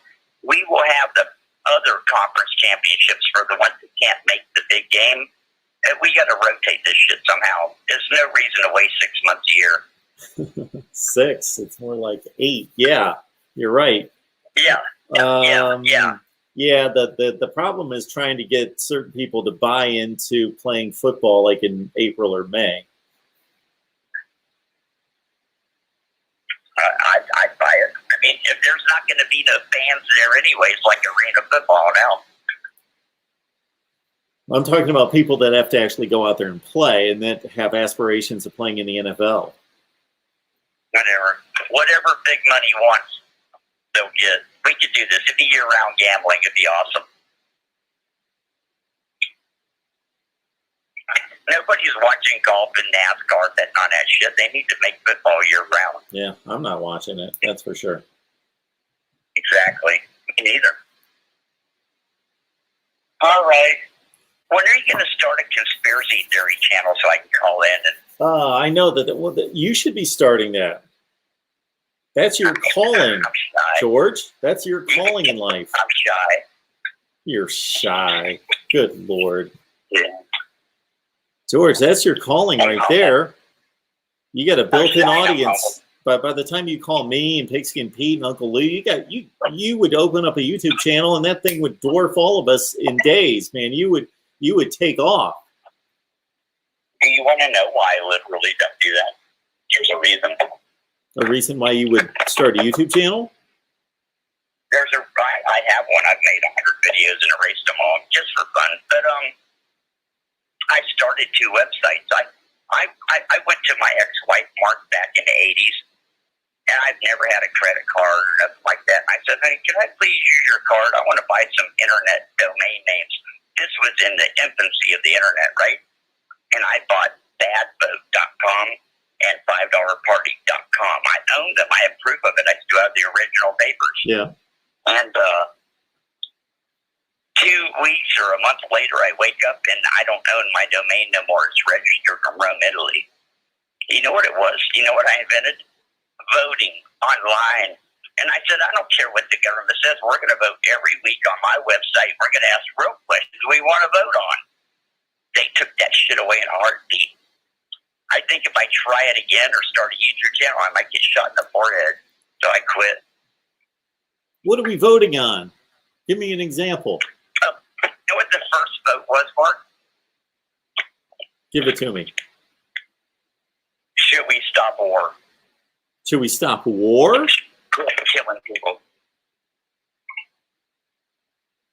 Isn't that great? That's a loaded question. Pardon the pun. And Mark, I've told these stories on all these channels. I have filed thousands of papers for the government, all related to private banking. You follow me? Commercial law. Mm-hmm. It all works. Everything anybody ever told you about your birth certificate and that number on it. And I can't do it for you, and I can't explain it to you. It's too arduous. You follow me? It was a taxing freaking process, but they're honorable. You know, they let me do it. And because I'm doing their rules and no one told me how to do it, I didn't get the information from a secret society or something. I figured it out on my own because I like to read books. You remember books, those things we used to have? Yeah, they're laying around here. They prop up tables, and yeah, we got a dust under them at times here. But yep. Anyway, they've been very honorable with me, the people in charge, that they would not let me start private voting. And Mark, listen to this. I figured out how to kill the beast, the devil. Guess why they turned off my sites? It was $5 a week to vote. How you like that? Them bag of apples. And I said, no one will ever take a dime from any of these $5. Everybody that helps me works for free. We're taking all the money and we're buying shares in corporations. First, we're going to buy J.B. Hunt Trucking. Then we're buying Dole Corporate Farms. Then we're buying Safeway. And we're never shopping at anybody else's store again. And we're going to pick that up on the side for a nickel. And now the voters own all the companies. I took them over. I beat them, and they had to steal my shit to make me not do it. It was all for one and one for all. I was going to work for free forever, and so was everybody. That all we were going to do was own all the companies and get all the dividends. I rock. Well, Ronan's telling us that if you don't give him a shout out, yeah, Ronan. How about instead of 5 people owning the world, why don't we all share it and all own it together? Ronan is telling us that if you don't give him a shout out, he's going to sue you.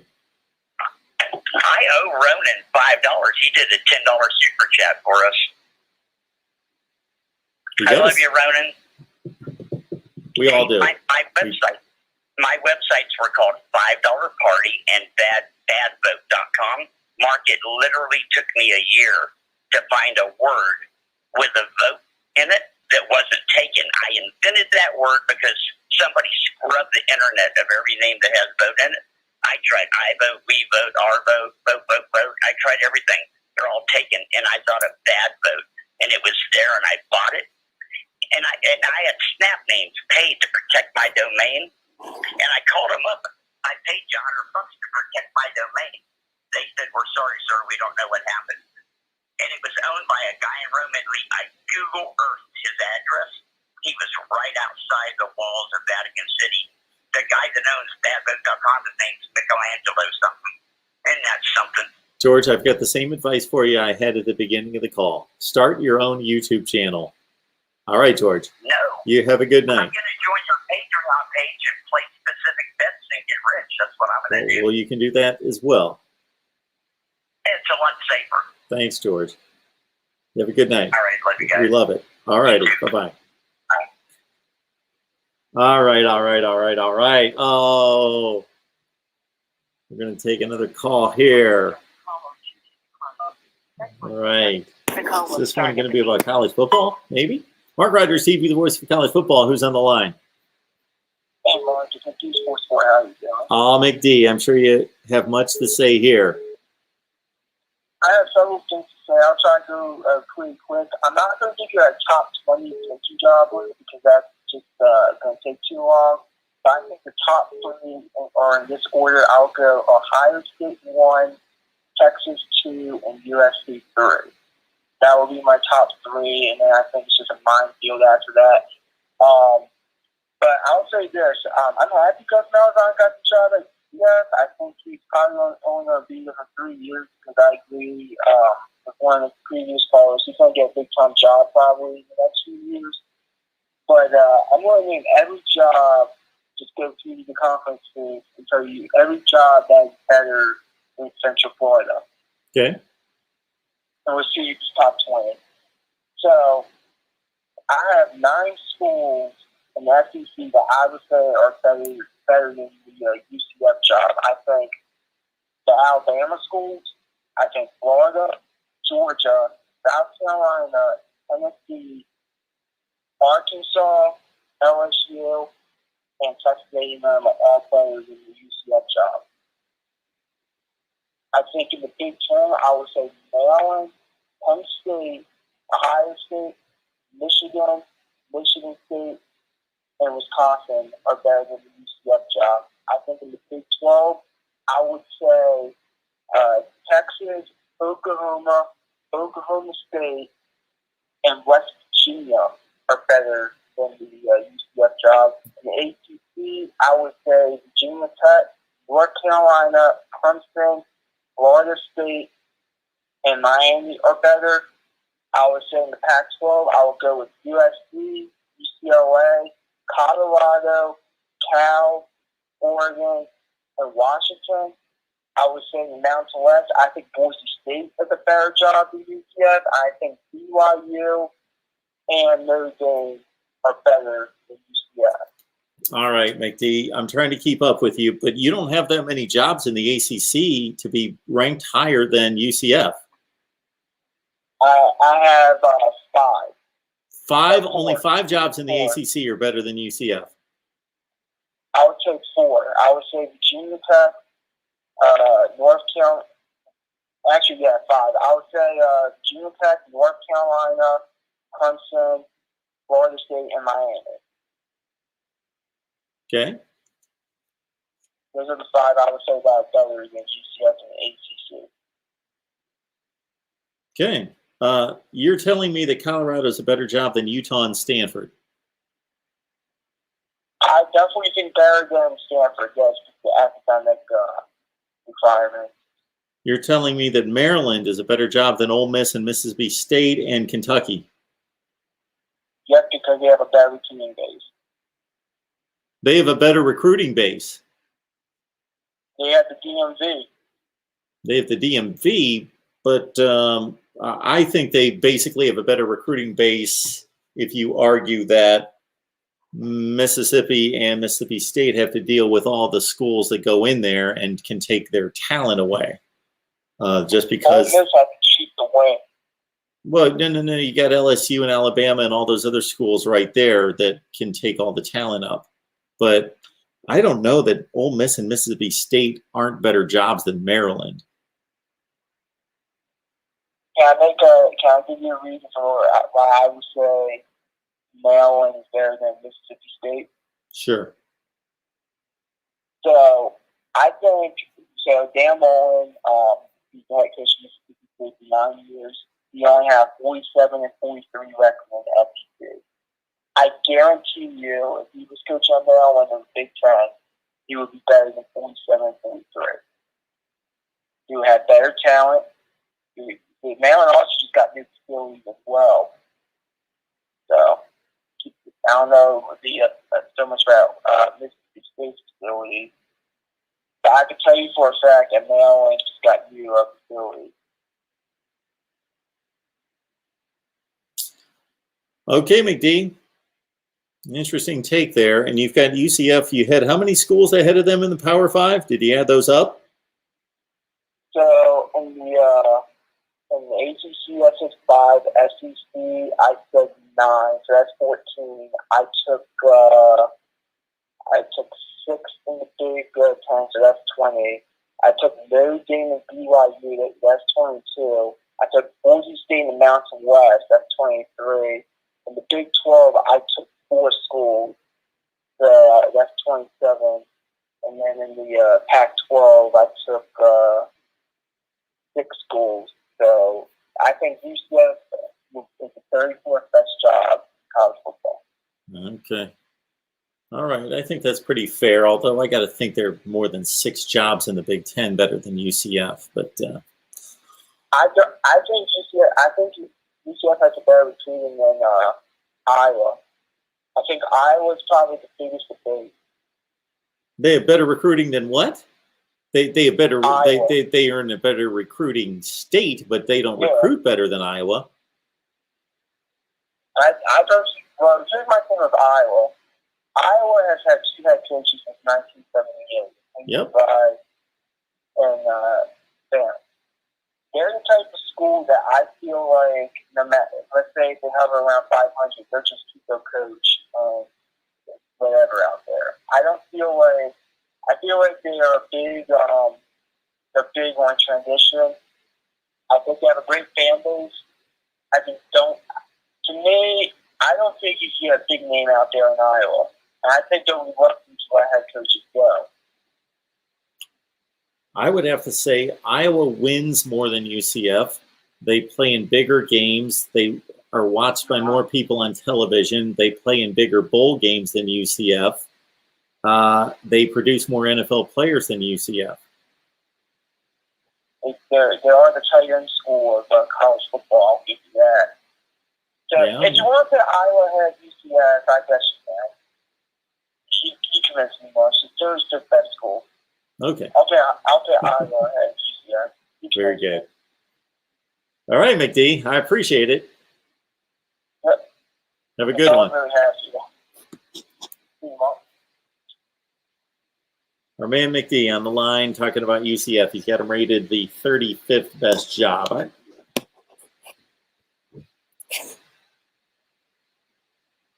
I got to admit, I'm going to be biased and tend to lean toward the Power 5 jobs. I just am. I'm going to tend to think that South Carolina is a better job than UCF, or that Kentucky or Ole Miss or Mississippi State are better jobs than UCF. I'm not saying that's right or wrong. I'm just saying that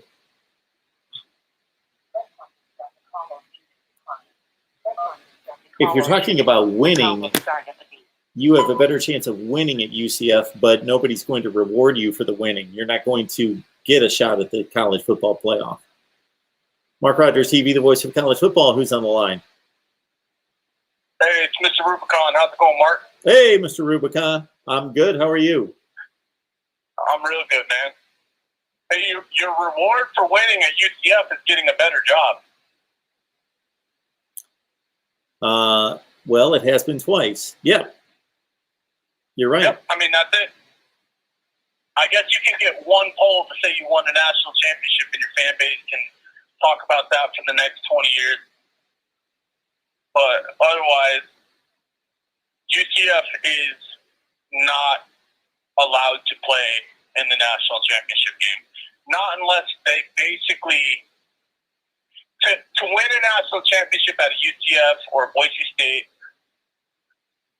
something like that, what you have to do is you have to go through like a Kellen Moore type of era, because one thing people don't really remember too much about those Boise State squads is they had a lot of NFL talent. And you'd have to go through that era and then back it up with another era like that, where you basically, you're bringing your 2-year resume against everybody else's 1-year resume, and you're hoping that they don't have particularly good years.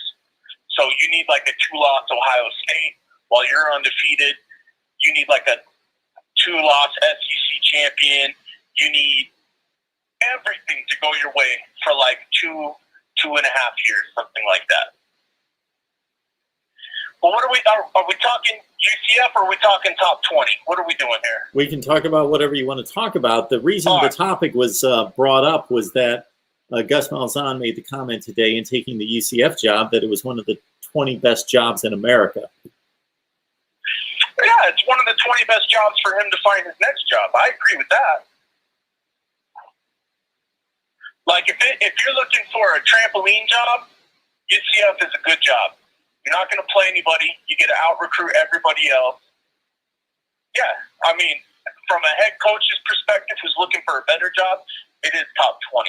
But outside of that, it's not like a top 20 power. There's no way. There's no way it's top 20. No way. It might be top 40. Yeah, that's about where I'm settling on it. Top 40. It's not a top 20 job. Yeah. That's why I brought up the topic, because I saw that comment made by him and I thought, okay.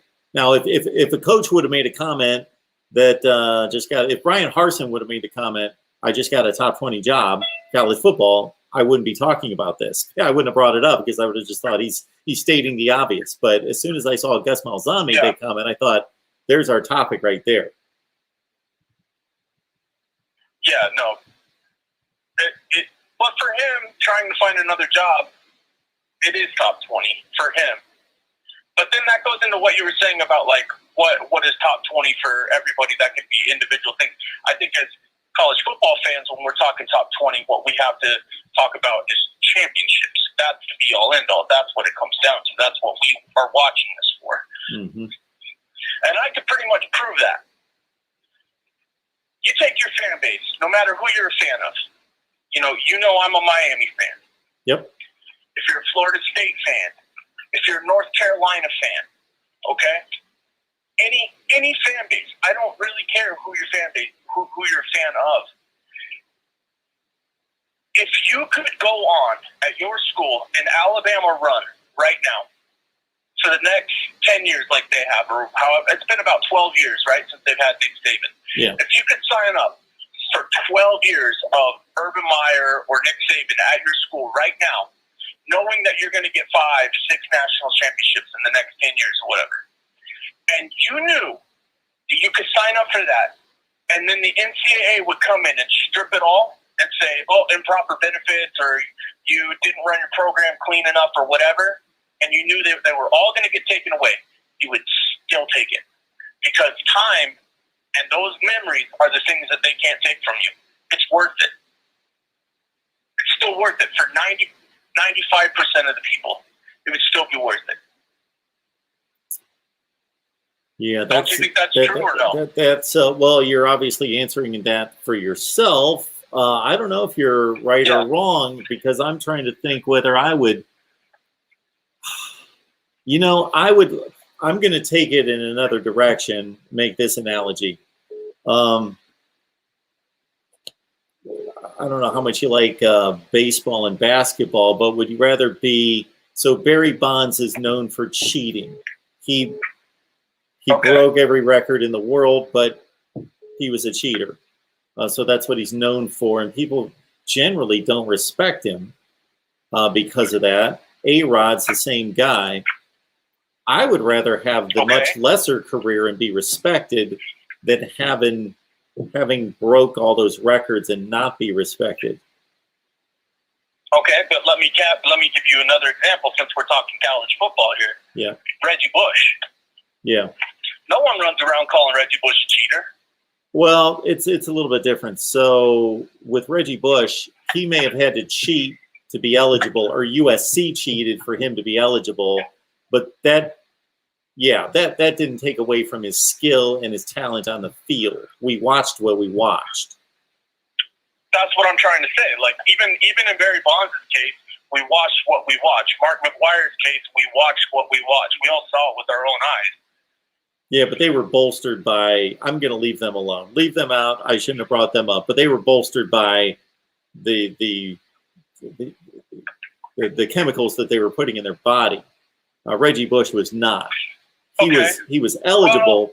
So people legitimize Reggie Bush, and I understand that. People say, yeah, USC had to cheat, had to change grades and pay out a few bucks and do some things for Reggie Bush to be on the field, but what he did was legit. Sure, but no one delegitimizes dang near anything in college football. Whether it be Reggie Bush, no one delegitimizes Clemson. People know that they're doing HGH. I mean, everybody knows that they're taking liberties at Clemson. You can't look at Alabama's football team and be like, yeah, that's 100% clean. Those guys are giants. They're monsters. I think everyone just says that. That kind of goes with the territory of football.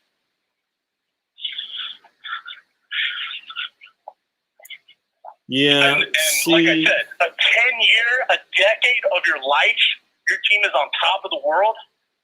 Man, I'm telling you, most people would take that. That would be an interesting poll. I would. If Miami could come back for 10 solid years of dominance, and I knew it was going to get taken away, wouldn't care. That's 10 years of my life. I guess. I would rather be, if we found out that Nick Saban cheated at every turn and all those national championships were taken away, I would rather be Bill Snyder. I personally would rather be Bill Snyder, who has all the respect in the world from everyone for being somebody who built a program twice from the ground up that never won anything. And no, he never won a national championship, but he won at a high level and apparently did it with class and dignity and above the board. Didn't they get wins from Bobby Bowden? Yes, definitely from Joe Paterno. From Bobby Bowden, yes. Does anyone care? Does anyone care? Or is Bobby Bowden still Mr. College Football? Yeah, see, I'm just telling you what I personally value. Yeah, okay, that's true. I'm saying you're in like that 5 to 10% of people. Yeah, then I typically am. almost everyone else. Okay, well, almost anyone else would sign up for that, whether they be LSU fans, whether they be Auburn fans, Ole Miss. I mean, that's probably the one time in their life that they'll have a run like that. You know what I mean? Like, Ole Miss isn't going to go on a 10-year run of dominance like that. They might get one real good lucky year when they get, like, you know, who's Cooper Manning's son or whatever, right? If he decides to go to Ole Miss or something like that, they might go on a real special run for a little bit.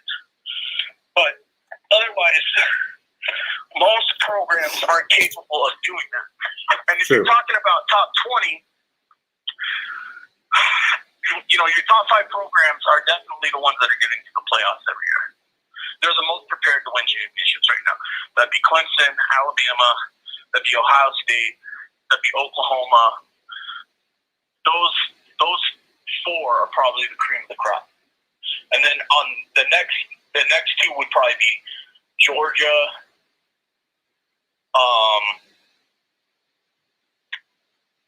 I mean, Notre Dame is in a really good position to keep winning, but at the end of the day, they're just not on those guys' level. They're like a solid, consistent winner, but they're not on those other teams' levels. Like, Ohio State is really kind of the oddball in that they're able to recruit pretty much whoever they want and be able to compete with those guys. Pretty much all the other northern teams are kind of getting left behind in college football. And really,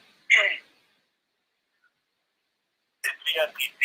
They're lapping everybody with how good their teams are. But, you know, when you talk about contenders to win a national championship, you got 2 or 3 schools in the Pac-12 that can turn it on. Like, USC is a sleeping giant. We all know that. Hey, Rubicon, I'm going to take these other calls. I appreciate it. Have a good night. All right, let's get to some other calls here. The call will start at the beep. Mark Rogers TV, the voice of college football. Who's on the line? Hey, Mark, how you doing, man? Hey, DeAndre, I'm doing well. How's it going? Oh, you about to get off? I'm awfully hungry. I know that. Yeah, what you got going tonight? Nothing, man. I just left the gym. Hey, I'll let you go, but no, talk to me. I heard somebody. Talk to me. Okay, so I don't know. I heard you say that, you know, y'all talk about top 20 jobs in the country, right? Do you know why we're saying that? Well, I did because Malzahn took the job at Central Florida, right? Yeah, and he called it a top 20 job. Ooh. Well, you know, Mark, and I had this discussion with y'all a long time ago, and I talked about it on Pete's show. I don't think people really understand. Right? I give you an example. My cousin Vernon Johnson, he played at Duke. He was with Joe Hamilton and all those guys played fullback. And he was like, you know, people don't understand when you play college football like at a school at Georgia Tech. You know, you're not always got to go to school, but you have to take classes that, you know, that you wouldn't have to take at Clemson. You know, they can sneak people through the communication department and have everybody graduate until they graduate. Georgia Tech, you know, everybody got to take calculus. It's basically criminal justice. So when people say top 20 jobs, and you look at some place like Central Florida, which I think is the biggest school in the country right now, and I say, well, you could get players that probably can't go to Georgia Tech or Duke or Wake Forest or something like that, and they got good facilities or something like that. So I can see that. And you're not playing in the best conference, but do you really need to play in a real hard conference to win a national championship? I mean, I think they got a legit point. I think he does.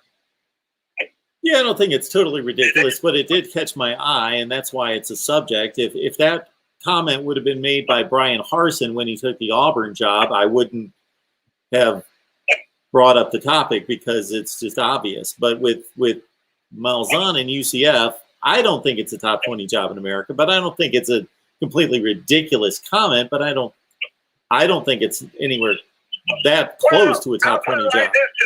They're not going to play for a national championship, though. I'll put it like this to you. I'm sorry, Mark. What you say? Well, you had made the comment that that they have everything in place there where they can compete for a championship. But the only problem is in our current system, nobody's giving them a chance to play for the championship. No. I'm saying outside of playing for one.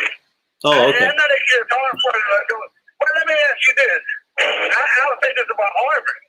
First off, you got Alabama, LSU, Ole Miss in a way, and then you in the recruiting area where you had to battle Georgia and Georgia Tech and Clemson for those Atlanta players in Alabama.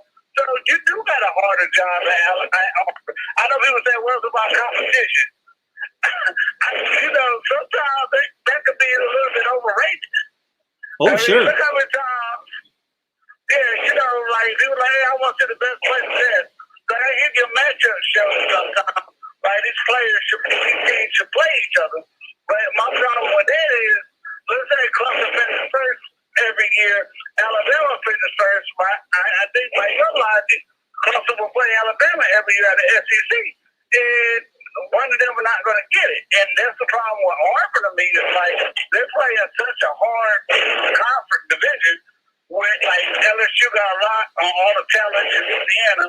Then you got to go play Georgia in the East every year because that's considered your rival. Then you got to play Bama every year. I think I would say the UCF job over there too. Unfortunately, they can't play for the national championship, which we both have said that national championships are kind of overrated. To be honest with you, they are. That's a subject for another day. I need to put that in the title someday and say national championships are overrated and explain to everybody why. And even when we argue about best jobs, actually that can't be argued to a certain extent because what is the best job? Well, it's to be determined by each individual person. What is the best job to you? What do you want? Now, we as college football fans want to win. We just want our teams to win, so we're evaluating. I think the reason I bring it up is to say, okay, where are the places where you can most likely win? Right. And that's what I'm saying. I mean, outside of the 80s and 2000s, you could have a lot of people that are from this area, like North Carolina, South Carolina area, was Clemson really a good job. Now, some people care more about football than the other ACC schools outside of still Florida State doing. But you could really argue, was that a good job at one point? Because what's in Clemson has been a college town, a hick town that most people call. And so, that you can argue that was that a good job at one point, because whatever Dabo was doing or what Danny Ford, whatever he did to get players to come there in the 80s, like you always point out to me, how good was this program outside of what's in the 80s and what's going on now? Now, they love football down there, but I'm sure Minnesota fans or UCLA fans will say the same thing. And we love football just as much Clemson do, and probably put a lot of money. But there's all types of factors of why teams that don't do as good as they should, and and that's just one thing I look at too. Like we talk about, back in the day, why African Americans left the South to go play football because they won't get a chance at the schools down in the South. So they went out Southern Cal or they went up north and stuff like that, and now they're like, hey, man, I ain't leaving nothing to go in there to play in the cold. It's very few outside of Ohio State. Those players ain't really going up there to the north to play anymore like that. It's really hard to get them to go out there. Yep. Yeah. Well, thank you, Mark. Hey, you're going to get your son to eat, man. Well, DeAndre, one other thing. So I was thinking, I understand that Clemson goes to spring practice next week. Right? Yes, sir. They start spring practice. Right. So I'd like to put together a little live stream with everybody. So we'll get you on there for like an opening of spring practice live stream. Hey, you ain't talking about my boy. I'm telling you what, even Dabo calling this dude the next big thing at Clemson, Brett Carter. What's up? I'm Who? talking about everybody else. Who do you want me to talk about? Brett Carter, Okay. the linebacker. Well, Yeah. Dabo get mad when you call him a linebacker. But remember, 5-star, I thought you talking about Shipley.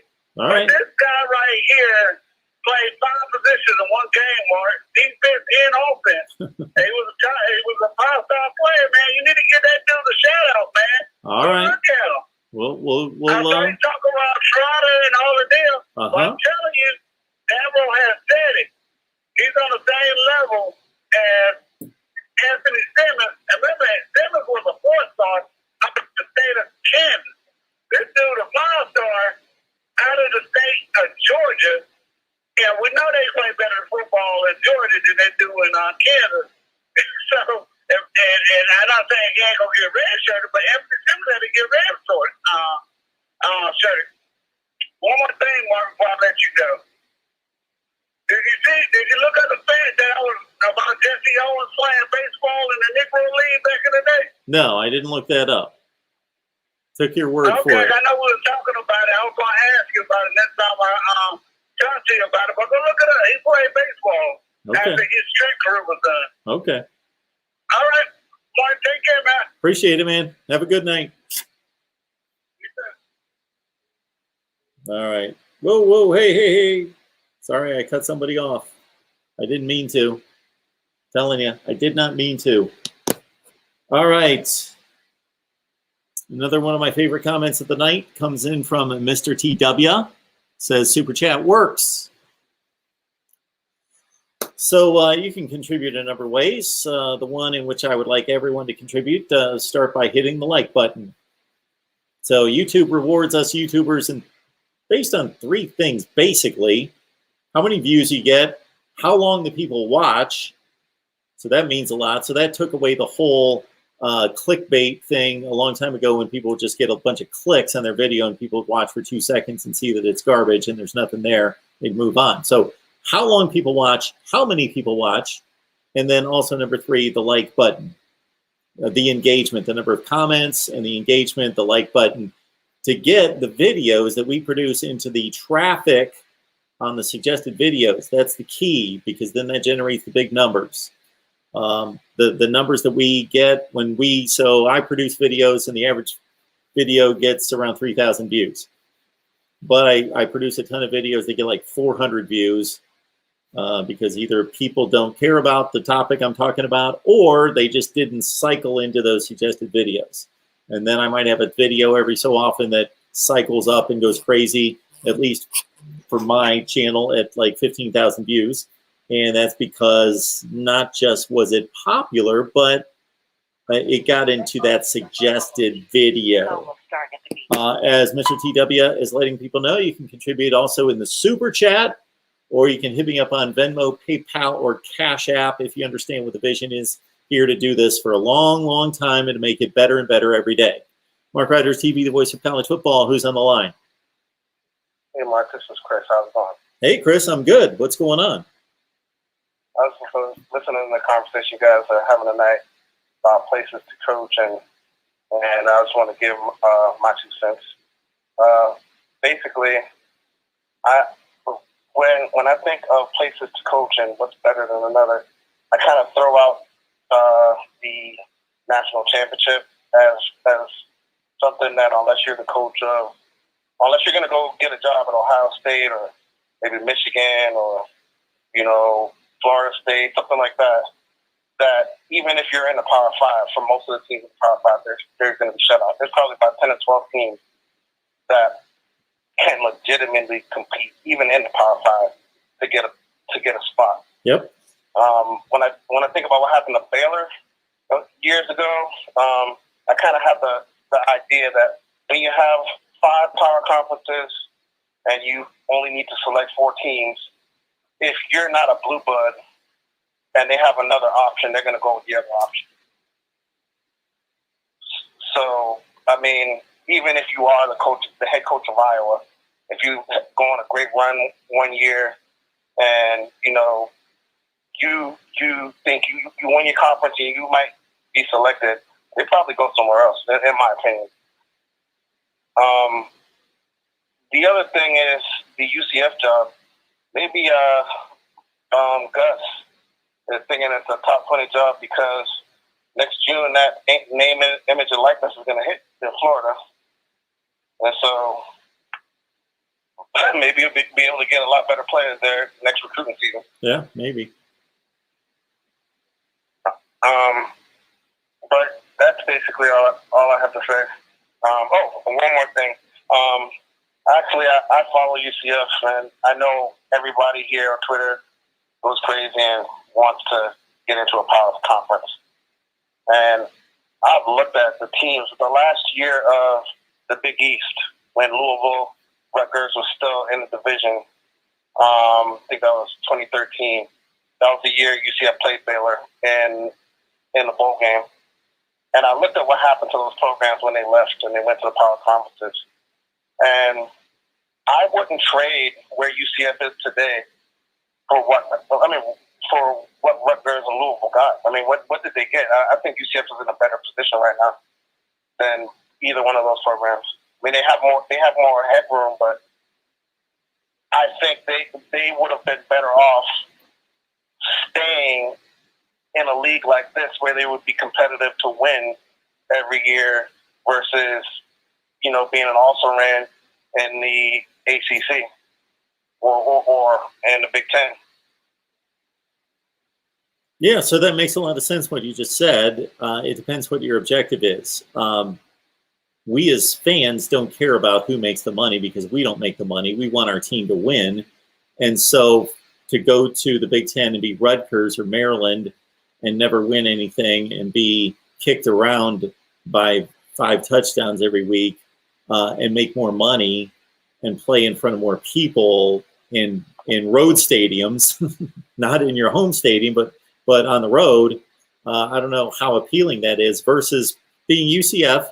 And even though UCF gets ignored by most of college football nation most weeks during the season, when they're having a big season like they did in 2017 and 18, there's a couple weeks where they get the spotlight, where they're grabbing some national attention because they might be playing Memphis in the American Conference Championship game like they did a few years ago, and it was some crazy game, like a 54-51 game, and a ton of people watch the game, and then they move on and they play in the Fiesta Bowl and the Peach Bowl back-to-back years.